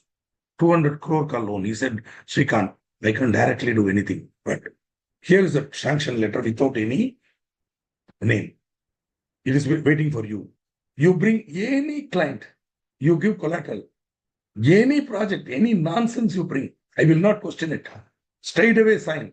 They'll get 200 crore. You take commission from him. I said, sir, what are you talking? I do not do syndication. I'm not interested in that activity. I am auditing, doing what? No, young man. I was young at that time. I was 28, 29. No, young man, you don't understand what you're doing. You're spoiling your career. Like that, no, he said, sir, thank you for the advice, but I'll do what I want to do. Then you know what he said? I will see to it that you do not enter this bank again. I said, sir, you are a government servant. I am a chartered accountant appointed under the law. Now, how you will prevent me? Let us see, sir. He got very angry. I said, what to do? And I walked away. He said, next time your firm will never be appointed like that. No. Next time, what happened, in 6 months, the MD got arrested of that bank and all these guys got suspended. And those audit firms which obliged, including multinational firms, were suspended for 3 years. Firms like mine, which refused to do it, we got the next year audit, then that was the first year. I got for 3 more years, same bank. Then subsequently when MD comes, they say, whatever the earlier MD did, you give negative comment. I said, that also I won't do. Whatever is the as per RBI norm, I will do it. You don't tell me what to do. Why I give the story to you? If you want to be strong, you can. Okay? Don't think that just like that, you have to sell your soul. No need. If the auditor does not comply with the provisions, he or it shall be liable to 50,000 rupees. See, even when they want to help us, the NCA doesn't like us, no? So they will say like this only. You resign, you have to upload 883 for an amount equal to the remuneration of the auditor. For not filing resignation letter on. That's what I told my office. If at all we resign, next day you file 883. Don't even wait. Okay? And an amount equal to the remuneration, whichever is less. And in case of continuing failure, 500 rupees for each day, up to 2 lakhs. Okay. Earlier it was 5, now 2. At least a little bit. They have Karunyam on Chartered Accountants here. Chala. Remuneration, of course. So, hope of reward sweetens labor. Okay. So it should be fixed by the company in general meeting. Usually what they will do, they won't fix it. They will say, it will be as fixed by the board. They'll give the power to the board. In case of first auditor, the board will fix. The remuneration shall include facilities and expenses incurred for audit. So altogether, remuneration shall exclude fees earned for any services offered at request of company, additional services. If you remember in your financial reporting, in the notes on accounts, you have to clearly show remuneration of auditors for statutory audit, how much. Other than that, clearly show.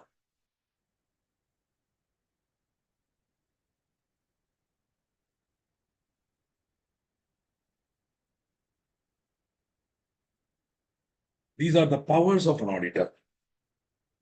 For example, access to books of account and vouchers. At all times to the books of account and vouchers of the company. At all times. Okay, whether kept at the register office or at any other place. You are entitled to have necessary information and explanation, right? And one second.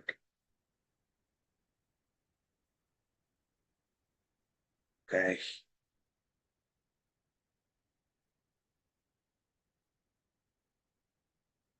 Also, you have an access to record of all its subsidiaries. Remember, CFS, if you remember in accounts, what was taught, Ultimately, the consolidated financial statement is to be signed by the statutory auditor of the holding company. Therefore, we have access to the record of all its subsidiaries. The auditor of a company which is a holding company shall also have the right of access to the record of subsidiaries and associate companies, insofar as it relates to the consolidation of its financials. You can't go and conduct an audit. That will be done by the subsidiary auditor. But for consolidation, you are entitled to go through the details. Because while consolidating, you have to represent data. You have to. Okay. See, I've noticed one thing. Auditors who are unethical are in trouble. Auditors who are too ethical, that is, too much they see this, that, this provision, that provision, silly, in a very calm, without common sense, they will interpret sections. Without understanding business background, they will tell. These people are also not liked by clients. Okay. So the good thing is somewhere in the middle. Like Buddha said, the middle path. In the center. See, much of this you will study in auditing also. I don't know if they are in the same group. If they are, then don't study. In auditing, you don't have to study this again. Or don't study here, study in auditing, automatically use it here. Rarely they might ask you a question in this part in company law. Because it will be coming in auditing. Because there again, you have to go in depth. For example, under 143.1, the auditor is bound to make inquiry. Ladies and gentlemen, will note this word. There are two words in English. One is inquiry. The other is enquiry. Inquiry and enquiry. See, you go to a company or you go to a government department.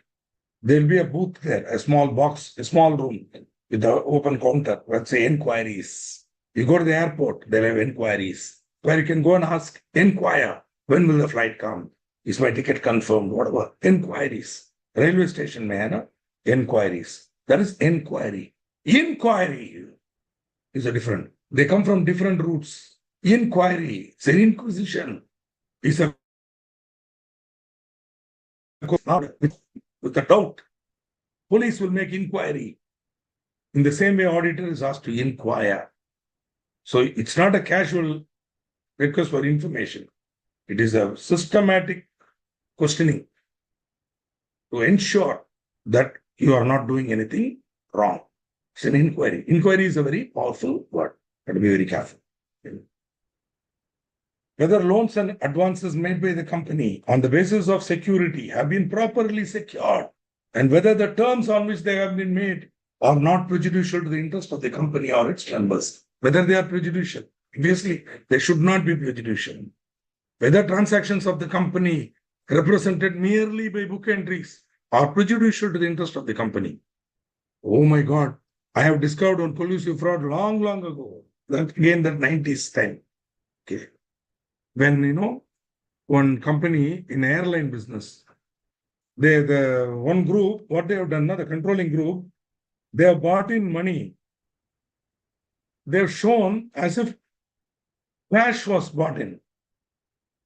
And then they have shown expenses also.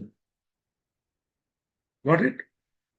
They have shown as if somebody has spent and given. Then that's not a problem. So they've debited expenses and credited cash. First cash comes in, bank, cash to bank. Then again drawn. But in the meantime, when the cash came in, they have credited share capital. So cash account debtor to share capital. Okay, bank account debtor to cash. No, not even that. Sorry, it wasn't deposited to the bank. Sorry. Cash account debtor to share capital. Over. Then expenses account debtor to cash. Super. Every day, 2 lakhs, 3 lakhs, 5 lakhs. Like that, they built 2.5 crores capital. Then I called the accountant and I asked him, sir, you're saying money has come and spent. Can I see the vouchers and bills? It's all here only, sir. I'll give it to you. Never. Finally, I reported to tribunal, though it was an operation and management case. when they wanted us to, we were the statutory auditors, they wanted an explanation. So I sent a report to the tribunal, very clearly saying, these are transactions represented merely by book entries. One more category also I said. So they are prejudicial. Because I don't know if the money has actually come in. All I see is one side money, cash is coming in, another side expenses. And no proof. So bogus expenses, bogus cap. Okay.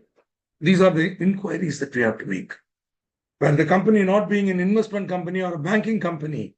So whether so much of the company's assets consist of shares, debentures, which have been sold at a price less than that at which they are purchased. You have to make an inquiry. Why did you sell? If you're an investment company or a banking company, this is your normal business. Okay, you will make profit in 5 transactions, loss in another.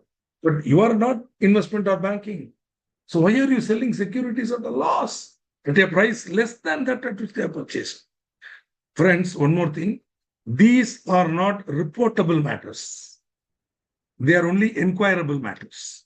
You make your inquiry, document your answers in your working paper and keep it. But if tomorrow any one of these items is discovered independently by a due diligence or a government audit or an investigation, then definitely the audit will be hauled up. Did you not make this inquiry? Minimum, you should say, I made this inquiry and this is the reply given. It should be documented. There should be an audit working paper, a questionnaire. We have a questionnaire wherein this question is asked to every client. And every time they have to answer, no. And we have to satisfy ourselves that what they're telling is correct. And document it. And say that there are no, I've seen that.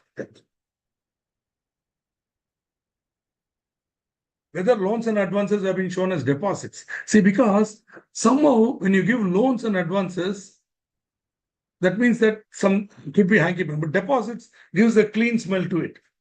So reclassification, are they doing some reclassification? Whether personal expenses have been charged to revenue account. The MD goes for a foreign tour, not connected with business, with his girlfriend. Are those expenses being booked here? You have to ask that document and say, of course, you have to use your discretion also. See, there's a famous case, Kingston Cotton Mills. So one of the earliest and well-known decisions in auditing, auditor's decision, wherein it was held, the auditor is a watchdog, not a bloodhound. Okay. But later on, in Panorama Development's case, Lord Denning very clearly said, auditor is definitely not a account, but where his suspicions are aroused, he shall not fail to investigate.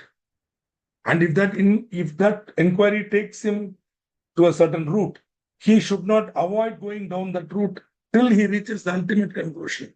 So, in other words, at that time itself, Lord Denning was telling, he was telling very clearly, auditor has a duty to discover from it. Rather, that is not your job. But when your suspicions are aroused, you shall not fail to investigate. And you have to go beyond and find it, is what he said. And Denning also said, auditor is not only liable to the shareholders. Auditor is liable to every person, third party, who relies on his report and takes a financial decision on that basis. Okay.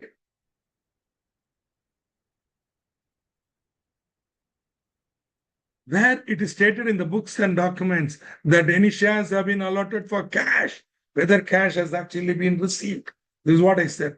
This is the case where I very clearly said, no. It is transparent that no cash was received. And I qualified it and I restated the balance sheet, denying them that all that. Of course, because of that behavior, I lost a client. But that's okay. Gain some, lose some, gain some. Don't worry about that. Let that not be the reason why you will oblige a client. If that is the threat a client has on you, he is not a good client anyway, whether now or in the long run. the auditor, while making the report, shall take into account the provisions of the Act, the accounting and auditing standards, and matters which are required to be included in the audit report. Under this provision, under any Act, rules, whatever. That's why this particular paragraph is one whole paper in your intermediate. And later on in final also. In-depth paper. You as a chartered accountant, you're supposed to be an authority on this. Or accounting standard, auditing standard. What are the matters to be required, included in the audit? Everything. Finally, the auditor expresses his opinion on the accounts. What does he say? That in his opinion, and according to him, and to the best of his information and knowledge, accounts and financial statement give a true and fair view of the state of the company's affairs. Okay. Now, he also, in that report, he should mention whether he has sought and obtained all the information and explanation which to the best of his knowledge and belief were necessary. Whether in his opinion, proper books of account have been maintained and proper returns have been received from branches. Whether the report on the accounts of any branch office of the company by a person other than the company's auditor has been sent to him, and the manner in which it was dealt with while preparing the report. Whether the company's balance sheet and P&L account dealt with in the report are in agreement with the books of account and returns. Whether in his opinion the financial statements comply with the accounting standards. Next time when you're preparing a balance sheet for your signature of your partner or whatever you're doing, just look at the balance sheet where your partner is signing. He will say or she will say, this is the balance sheet referred to in my report as of even date. This is the balance sheet referred to in my report as of even date. What does that mean? It means in the balance sheet, I'm saying, in the report, I'm saying balance sheet reveals a true and fair view. Which balance sheet? This balance sheet. Why I make this point? Because before I sign or you sign as an auditor, the directors will sign. Am I correct? So usually it will be like the directors sign 3 copies or 4 copies. Then they send it to auditor, or maybe then it comes to me for signing. I sign. Then 1 copy with the director's signature is retained in my file. I keep it with me. Scan it and store it on cloud. Later, some inquiry by NAFRA, and they say, Mr. Sri Khan, you are a chartered accountant. What is this? You have signed a false balance sheet. 1 minute, Ji. Can I look at it? Please show me. Wait a minute, sir. This is not my signature, sir. No, that all. No. You are chartered accountant. Don't do this. Wait a minute. I'll bring you another balance sheet. This is the balance sheet referred to in my report as of even date. Wow. Kya? Show. Dikha dijiye. Then, hey, this is not the same. So auditor is not guilty. Yes, that's what I'm telling you. Hello, brother. I'm telling you from morning. I'm telling, this is not the balance sheet I have sent. There is another balance sheet. You're shouting at me just because I'm chartered accountant. You're shouting at me. Listen to me, Baba. This is the balance sheet. Then I won't give the original. I'll give a copy to the driver. Who knows what will happen? They'll say, okay, you file your reply. We will see what we can do. You do whatever you want. This is I am not guilty. Okay. So are you able to see how we have to protect ourselves? So that then the directors will tell, in addition to fraud, they are now guilty of forgery. They have forged my signature. Finally, when the order comes, I will file a suit against them for misusing my signature and recovery of damages. See, time has come when we as auditors have to be very strong and united, and we have to be militant. We cannot afford to be relaxed. We have to protect ourselves, especially banks and big audits. We have to protect ourselves. We have to be clear on what, and tomorrow we have to imagine that NAFRA will come and ask us and be ready to answer. Auditing standards are to be complied with. Accounting standards are to be complied with. Everything should be pakka. Then we have no problem. Documentation. Throw it and come. This is what I have done. See, I asked the question. See what reply he has given. I was not satisfied. I have put a notes on accounts. What more you want me to do? Go to his house and fall at his feet and tell him to comply with the law. Even you are not able to do, how I can do. Okay. Now, whether the company's balance sheet and P&L dealt with in the report are in agreement with the books of accounting reports. Whether, in his opinion, the financial statements comply with the accounting standards, etc., etc. Okay, all this we have to qualify. I'll tell you one thing. You have to take me on my word.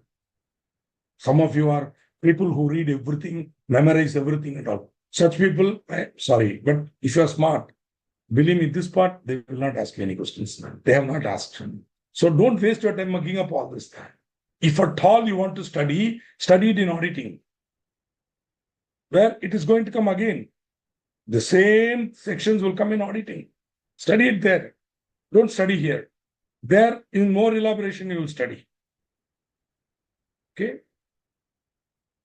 Whether the company has adequate internal financial controls with reference to financial statements. See, what is the control on preparation of financial statements? Like that. This question also has to be answered. Okay. And this question, they postponed it. The MCA is having a classic behavior. They will keep on, they will make a section and they won't modify it. They'll keep on extending the time. They love to do it. Okay. Now that same extension mindset has come to the income tax department also. Keep on extending. Keep on extending. So finally they made it compulsory. Okay.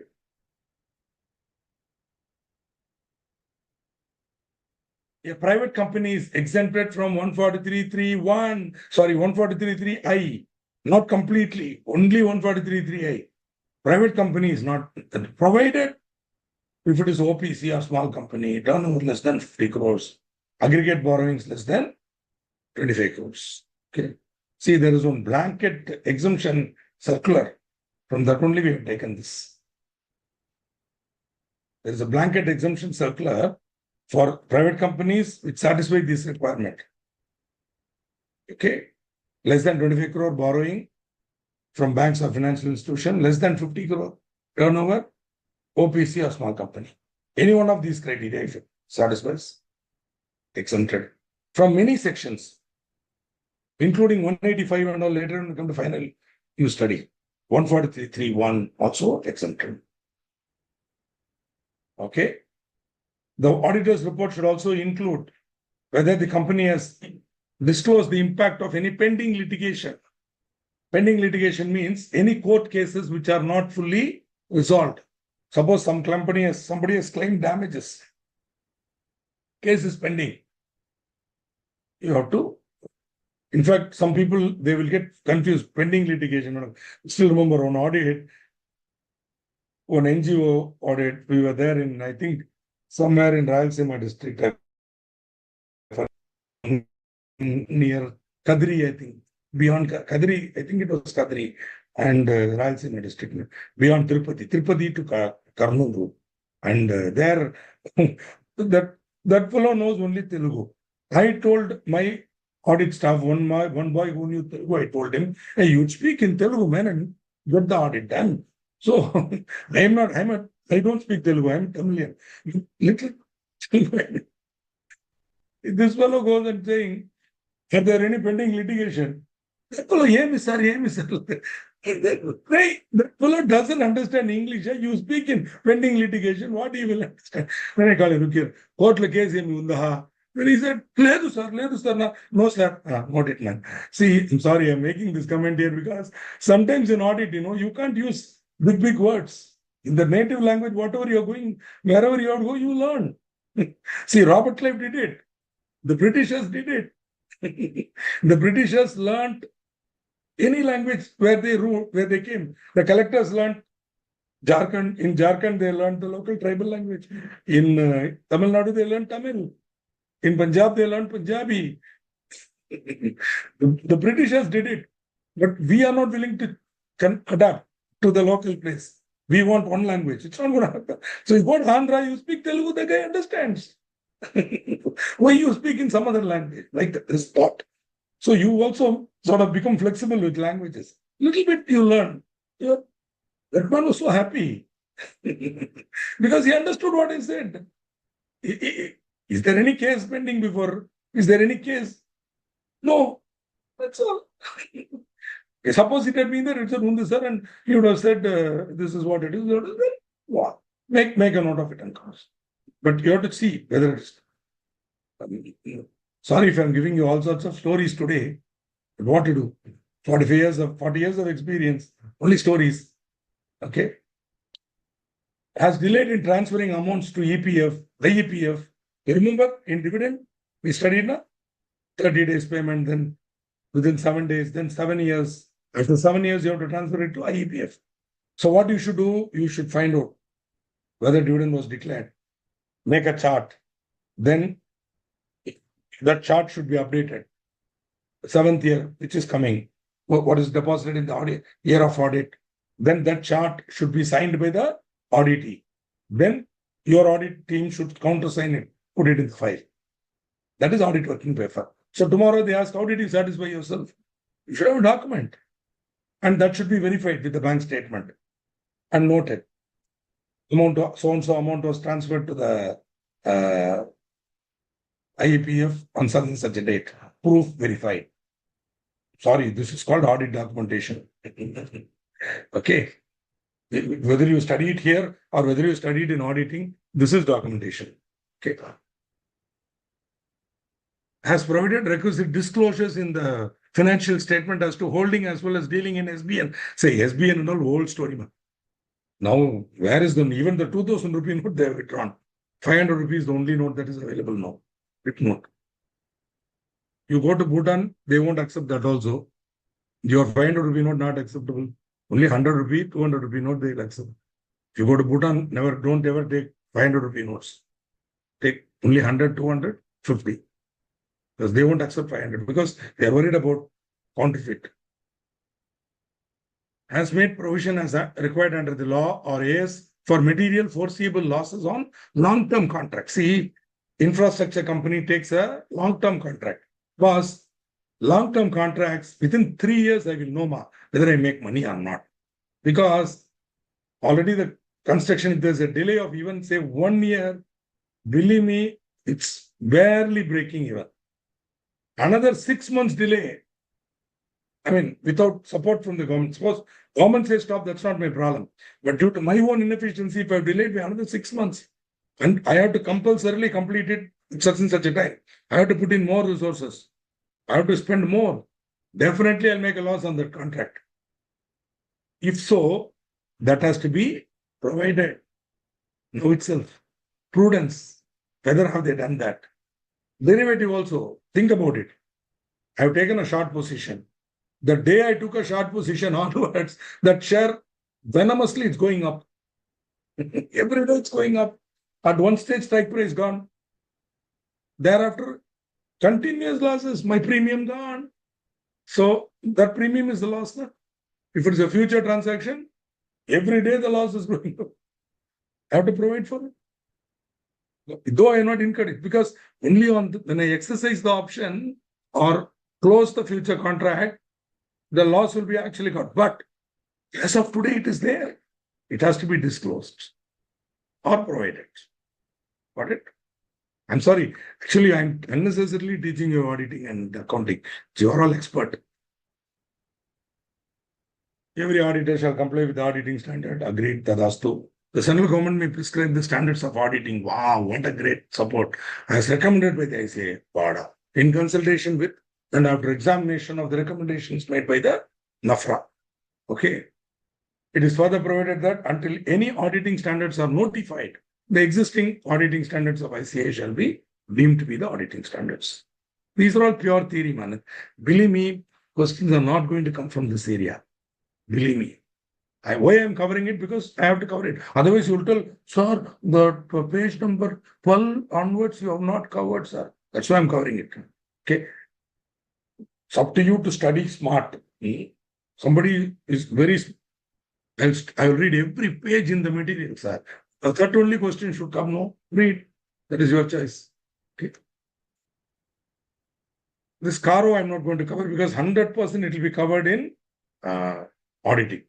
Entire CARO. CARO is not there in the syllabus. You need to know that under 143.11, central government has the power to issue additional directions on what can be reported by the auditor. Based on that, they given CARO 2016.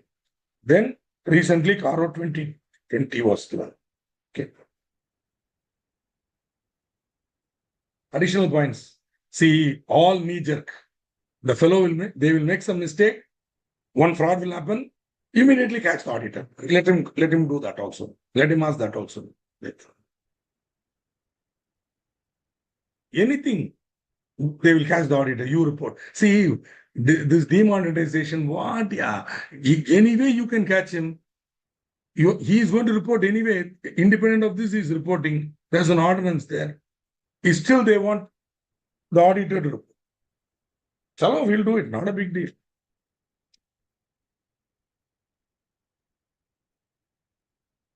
Keep on loading with more and more commitments. You report this, you report that, you report this. Okay. This is what somebody was saying. Let me see what was the question some of you have raised. Thank you, Mr. Anil. Thank you, sir. Thank you. Very good. You are all expert in auditing and accounting. I told you, no. That's what I gave an example. No, inquiry means I'm asking deep questions to come out with the correct answer. Even if they give one casual answer, I will ask further questions in such a way that they have to commit to the actual fact.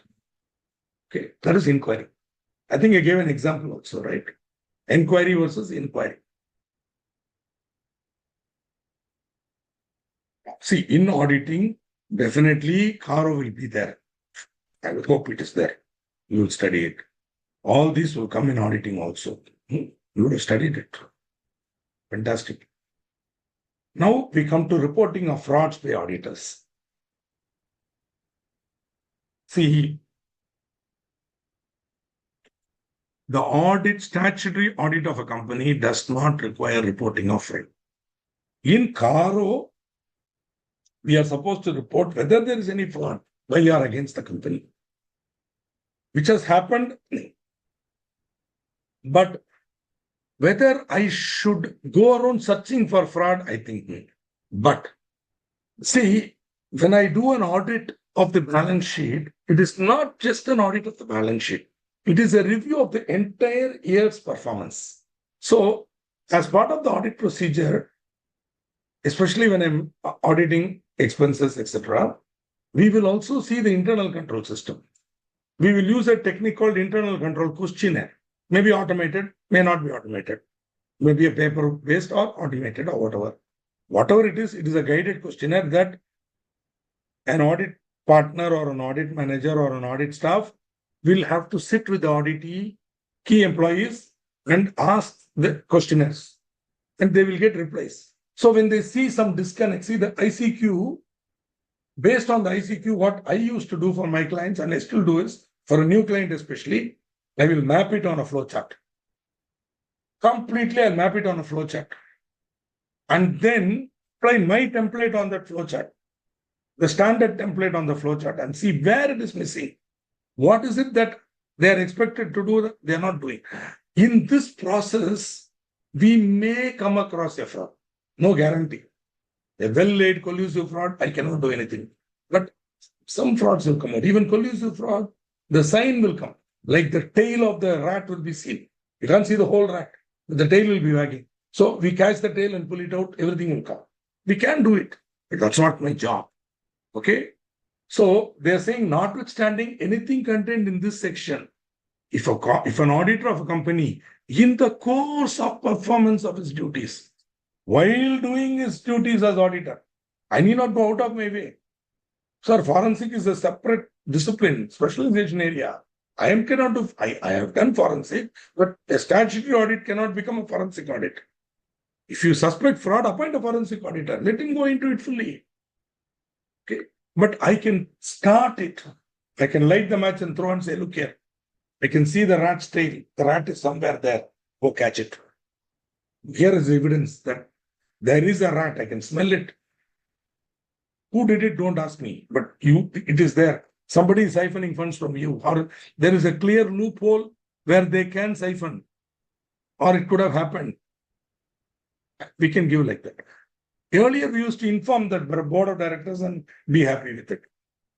But now they have put a different condition where the auditor has reasons to believe that an offense involving fraud, which involves or is expected to involve an amount of 1 crore or above. That's what I think Anil was saying, or somebody was saying. Anil, 1 crore has been committed, is being or has been committed against the company by officers or employees. See, in Caro, they are saying by or against the company. Here, against the company by officers or employees. He shall immediately report the matter to the central government within such time and in such manner as may be squared. Okay. For 1 crore or above, you have to report to central government. Less than 1 crore, the auditor shall report the matter to the audit committee. Okay. Up 1 crore and above, central government. Less than 1 crore, audit. Seriously, I want to send a RTI petition to the central government. I don't want the full details. I just want to know how many such reports have come to you since the inception of this section. How many auditors have reported fraud? Right. What action was taken by you? I'm entitled to ask, RTI. I don't want details. What the fraud is and all, don't tell me. How many cases and what action was taken? Don't even tell me the name of the company. Just give me how many cases you got. How many such forms you got. 1. 2, what did you do? Action taken. That's all I want. Seriously, that RTI answer will be very, very surprising in my humble view. Or maybe they can themselves transparently publish it as a report and say, last year, 400 reports were received from auditors about fraud in companies, on which 300 directors were prosecuted. 100 directors pending. I'll be happy, Let's see. Now, the auditor shall report to the board within 2 days of his knowledge seeking reply or observation. See, the minute you find a fraud or you suspect a fraud, don't go running to the central government. Rather, go to the board, send a mail documenting everything, saying, this is that, this is that. Kindly give me your reply. In case there is a reply, you are satisfied, finish. Whatever. On receipt of reply, you give your comments and send it to the CG within 15 days of receipt. In case not, then you forward the report directly to CG along with note of report sent to the board. So that, boss, I asked him, he has not given. No, you asked him. Okay. The report shall be sent to the NCA secretary, Delhi, in a sealed cover, registered post, acknowledgement or by speed post, followed by an email confirmation of the same. The report shall be on the letterhead of the auditor. You mean to say I'll give anonymous letter? Only on my letterhead I'll give. And be signed by the auditor with his seal and shall indicate his membership. Now, obviously, I will do it. You don't have to tell me that. I will do it. If I'm signing with membership, only I'll say. Without membership, how I will sign? Without membership number, what value for my sign? Think about it. In the balance sheet, without membership number or FRN number and my membership number 26588, what is the value for my signature? Yeah. 2 places only it has value. As an auditor, they sign a balance sheet. Any one of you when you sign your checkbook. Otherwise, what's the use of your signature? Unless you are collector or inspector, commissioner of income tax, then during your service, your sign has value. Day you retire. Think about it. Okay. I mean, idea is not to make fun, but to, in Measure for Measure, William Shakespeare, man, proud man, clothed in a little authority, does such things that make the angels weep. Okay, clothed with a little authority, thinks he can do anything. The report shall be in the form of a statement as specified in Form ADT 4. You know what is this ADT? Abbreviation of auditors and auditing, ADT.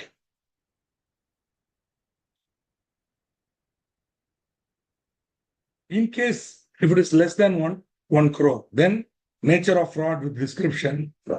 This should be disclosed in the board's report also. What is the fraud, approximate amount involved, what is involved, remedial action. If remedial action not taken, why? And what remedial actions have been taken?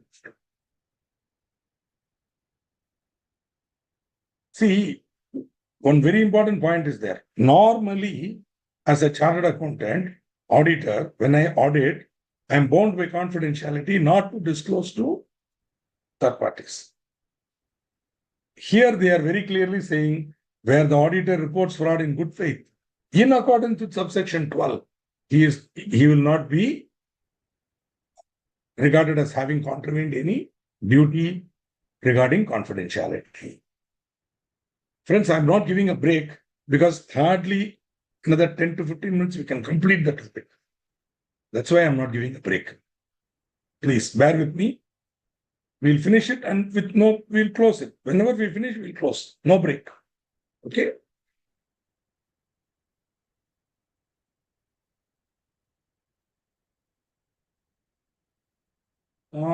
Not at this stage, sir. What I suggest, you go to LinkedIn. Therein you will find Sridharan Srikanth. Search for Sridharan, SRWDHRAN. My father, Srikanth, SRAKNDH. You will hit my LinkedIn page. Send a message, I will respond. Not here. I can't do anything here. A, I'm not allowed by the code of conduct. B, it's not correct. Of course, I'm sharing my experiences as a senior member without revealing any confidentiality. As a senior member, I'm sharing. Believe me, if any professor from a college cannot give the type of experience that a chartered accountant can give to you. That's why I'm giving this to you. So that professors cannot do. Professors cannot even teach the section, forget giving experience to you. Okay, so that's what I'm saying. Sir, fraud less than or equal to 1 crore should only be reported to audit committee. No, sir. Audit committee में कौन है? Audit committee में independent directors है. In the audit committee, 1/3 will be independent directors. Director of finance also will be there. So that's a powerful body. Chairman will be there. It's a powerful body. Auditor is not a member. He will only be an invitee. Got it? So don't think that auditor himself will sit in audit committee. No. Audit committee is a committee of the board. The statutory auditor and the internal auditor will be invited to give explanation and support, to give advice and all. Otherwise, we are not members, we don't. So when the audit take action, usually they'll call a meeting of the audit committee, call us, and then discuss it, see the damage control, what has to be done, all that. So it is not, to be very frank, it is not in the control of auditor, no. It is, audit committee is not under my control. They appoint me. They are a committee of the board. Okay. Generally, the audit committee's recommendations are very important. If the audit committee says, you will see that when you come to final, when you study in self-paced module, no, when you study on your own, you will learn that audit committee will recommend, the board cannot go against it unless they note the reasons. It's very transparent. It's a very powerful body. An auditor is not a part of it. So government companies are audited by CAG now. So in addition to the normal audit, see who will appoint the auditor? CAG. So the CAG, in addition to the normal report under Companies Act, will also give additional report. Also, they might ask you to give propriety report, whether the money has been spent properly or not. After the audit report is received by the CAG, 60 days time they have to conduct a supplementary audit in case they feel. Normally they won't, or they might give a very rudimentary supplementary audit and give any comment. Normally they won't give any comment. Once you do a government company audit, one great fear for the 60 days, what happens in the supplementary audit? Thereafter, will they give a comment? Usually they give clean, no comments. In case they give a comment, audit comment, Usually, if at all there is an audit comment, it will be on the applicability of accounting standards. That's all. Rarely I've seen an audit comment elsewhere, which is why the CAG audit employees are then auditors. The CAG officers, they are all expert in accounting standard. Some of them are members of our institute, very senior members of our institute. In fact, for about nearly 5 years, 2000 and onwards till 2005, I was a faculty for the CAG auditors. And I used to handle in accounting standards for them, teach. Then I used to even conduct 3-day workshops with myself and very senior members of the Institute in South, like Mr. CAP Anand, CAL Venkatesan, who is no more.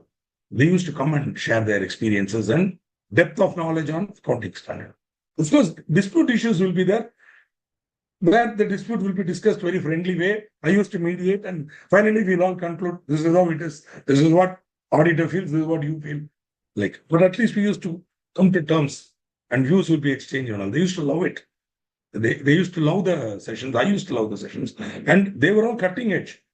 For example, AS16, they will go in depth and they'll give me 15 examples of how this AS16 can apply. For example, they give an example where project starts, the interest is capitalized. Then the project stops. What happens to the interest? Will it capitalized or not? No, it won't be as per accounting standards. Then again the project is commenced. All sorts of examples they'll give. I'm just sharing this. So CAG people are all highly brilliant on accounting standard. So they will comment upon that usually, but sometimes they may not. In fact, there have been cases where government company, the CAG wanted to, or the auditor wanted to qualify. Then the government company has come to me, and I have given my opinion on AS22. When AS22 was introduced in those days, at that time, AS22, I did a depth study and go mad. And I did reworking of the entire DTA. And I showed a totally different picture of the deferred tax liability, DDL and DTA also. So why I'm saying sometimes the comments could be there.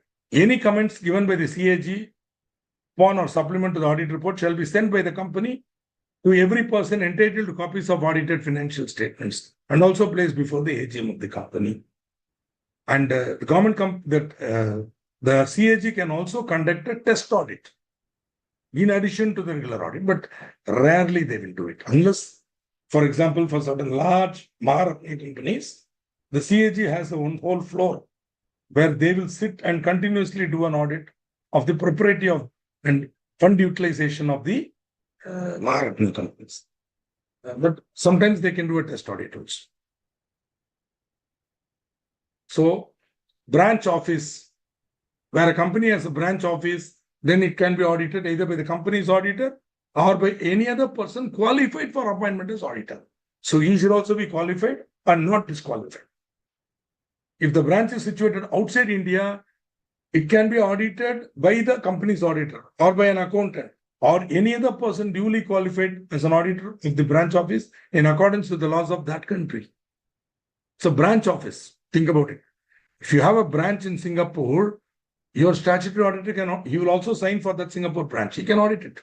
But if he feels, I don't want to go to Singapore, you hire a Singapore auditor to do it. No problem. Okay. Then he will get the report.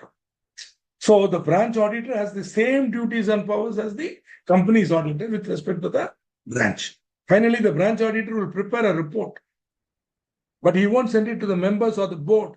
He will send it to the auditor. That's all. With it, his job is over. The branch audit report will be received by the statutory auditor, who has to go through it and deal with it in his report. Which is why in our report we will say, wherever reports, returns have been received from branches, the comments of the auditors, the branch auditors have been taken and built to. So if he says giving something, sometimes I will ignore it also. If I feel it's not material, I will ignore it. But if I feel it's material, I can include it. All the provisions relating to reporting of fraud also will apply to branch auditor to the branch with respect to the branch. Okay. Now, all the provisions relating to auditors shall apply mutatis mutandis with suitable changes.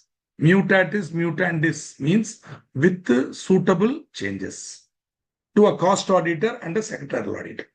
So, secretarial auditor, not in, it is in final syllabus. Cost auditor, you will be seeing now.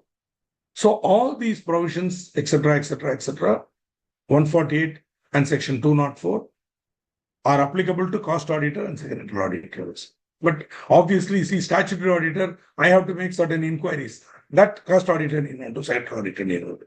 But my rights, he also has. My power, he also has. My power to access books of account. For secretarial auditor, secretarial records. He can't access books of account. Because as statutory auditor, I can. For cost auditor, cost records. Got it? They can't access books of account. The way I can. But if in necessary, cost auditor can call for the books of account. To the extent that he needs to complete his cost audit. He can't go and say, what is the accounting standard applicable? That's not your problem. What is the cost audit standard? You see and you proceed. If any auditor, cost accountant, or company secretary in practice does not comply with the provisions of subsection 12 relating to fraud, he shall, in case of listed company, be liable to a penalty of 5 lakhs. In case of any other company, 1 lakh. Okay. Finally, auditor's duty to sign the audit reports and all that. Okay. And the auditor is entitled to receive all notice. He shall attend the annual general meeting or any general meeting, either by himself or through his authorized representatives. Shall, unless exempted by the company, attend. Most cases, they ask me, I will either send a partner or if not, sir, what is this? No, okay, Shrikant. Sometimes it's Zoom meeting. I remember I attended a board meeting online, Zoom meeting. I attended the board meeting. What to do? Then I attended the annual general meeting also through online. Because as statutory auditor, that company secretary was so particular. Sir, as per the company, sir, you have to attend, sir, like that. Okay, man, I'll attend, go. You send me the link, I'll come. I was sitting in Bangalore in, I think, the Boring Club. I just went in, got over in 20 minutes. I said bye and I came in. The auditor shall have the right to be heard at such meeting on any part of the business which concerns him as the auditor. So he can speak regarding the accounts. Okay. In case the company contravenes 139 to 146, 25,000 to 5 lakh for company, 1 lakh to 10,000 to 1 lakh for officers. There is no imprisonment.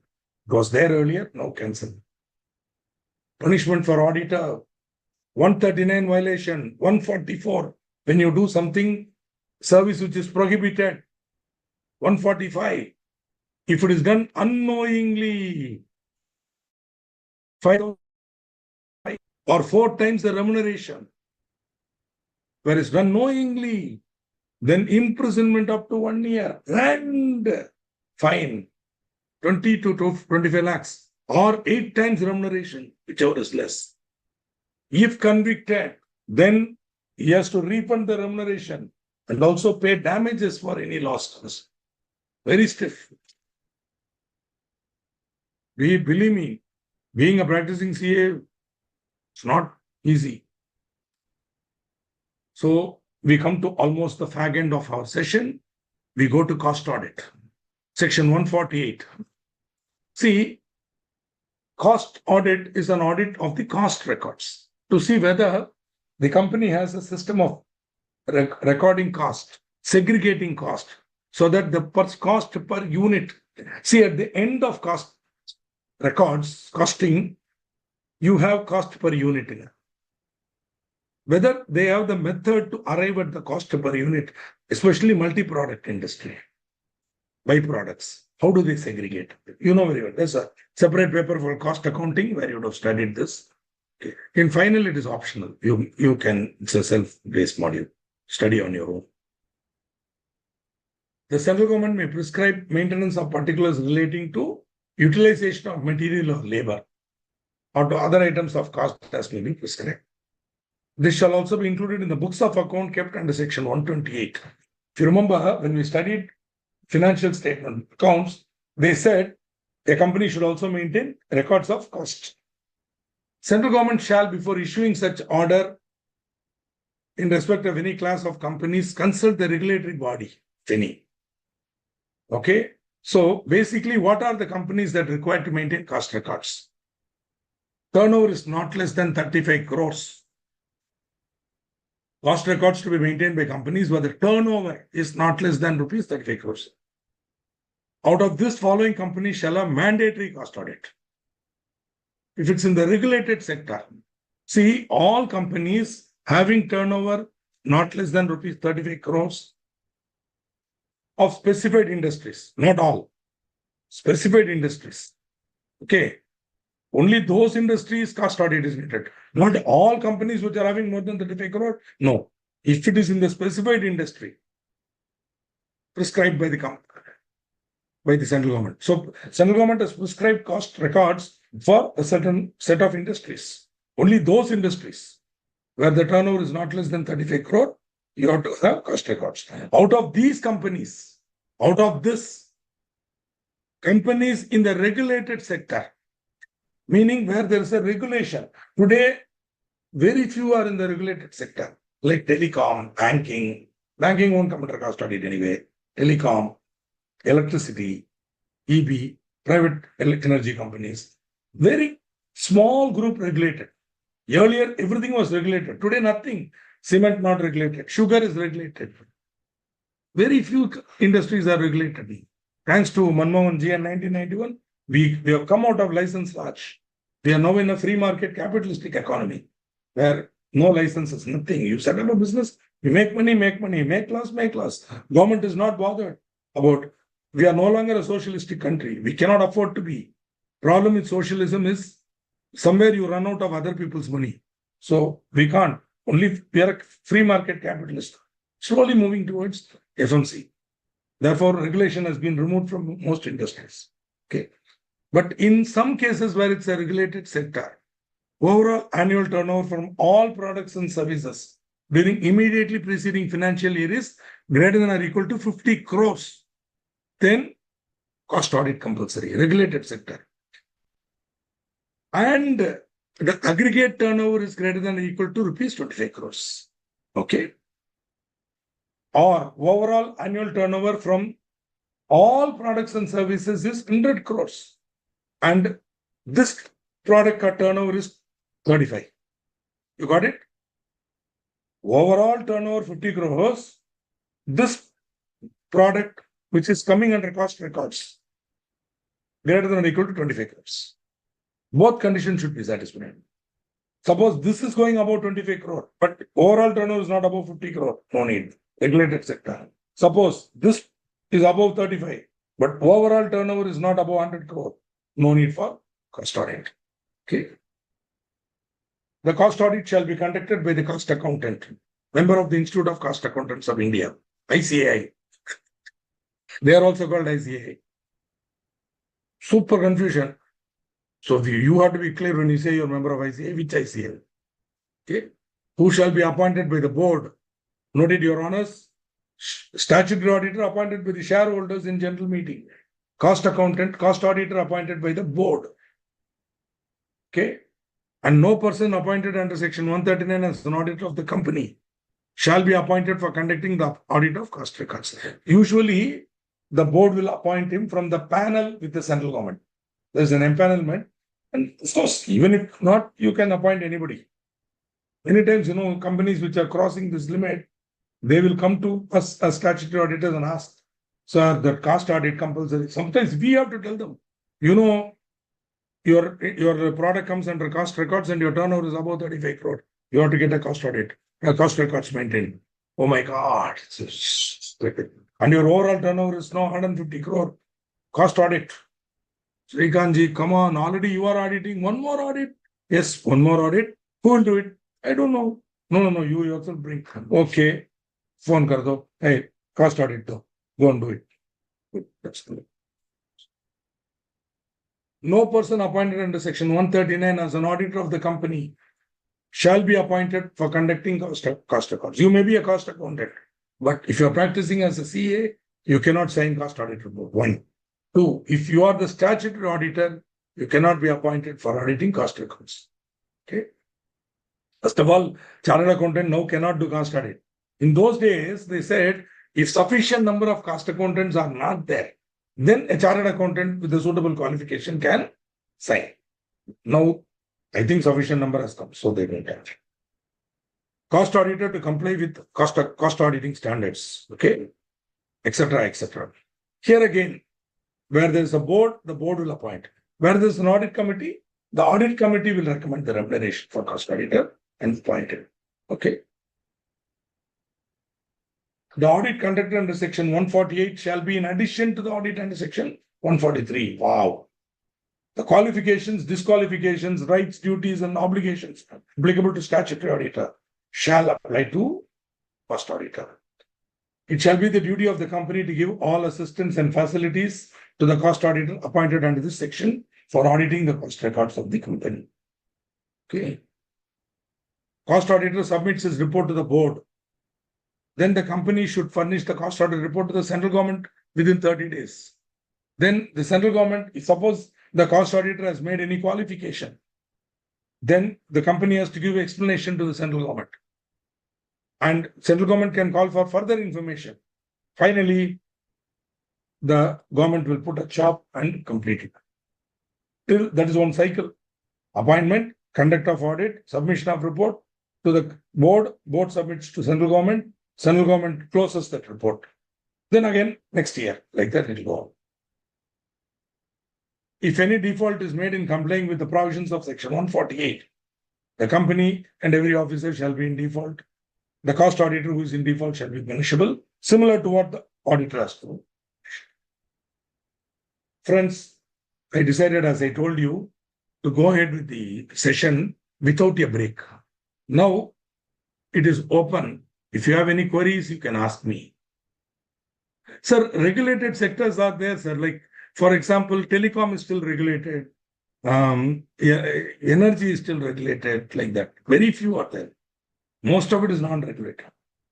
Regulated means if you want to start a business in that industry, you should get a license from the government or from the authority. Without that, you cannot start it. Like that, very few regulated businesses are. Very few. Okay. Non-regulated, everything. In those days, even automobile was regulated. And cement was regulated. Everything was regulated. License Raj. So capital, all sorts of things were happening. Thanks to Manmohan Ji, LPG, liberalization, privatization, and globalization. So today, no more license. Most of them in non-regulated sector. Okay. Any other? Yeah, my voice is very low. As you can see, my throat is gone. What to do? Use a earphone. This is the best way. I also attend a lot of online classes, not for subject, but other things. At that time, I use an earphone. I study Tamil literature. I study astrology, Vainavam. So for that, I use a earphone. Supplementary audit, no, they are not the same. Supplementary audit is where the central government compulsory, once you submit the government company audit report, compulsorily they'll do supplementary audit. At the end of it, they may give comment, they may not give comment. Compulsory. Test audit is not compulsory. And sometimes they may do a continuous test audit also. Okay. So alag, they are not the same. Okay. Thank you. So it was indeed a pleasure to interact with all of you. And I wish you all the very best in the examination. In case by the grace of God, we get to meet somewhere. I travel a lot across the country. So north, south, east, west. So let's hope. You see my ugly face, just say hi. then we will connect. Thank you. Bye. Wish you all the best. Yes, sir. Thank you. So one chat is there. One question. Yeah, thank you. That's all. Okay. Bye. Bye. Bye. Bye. Bye, sir.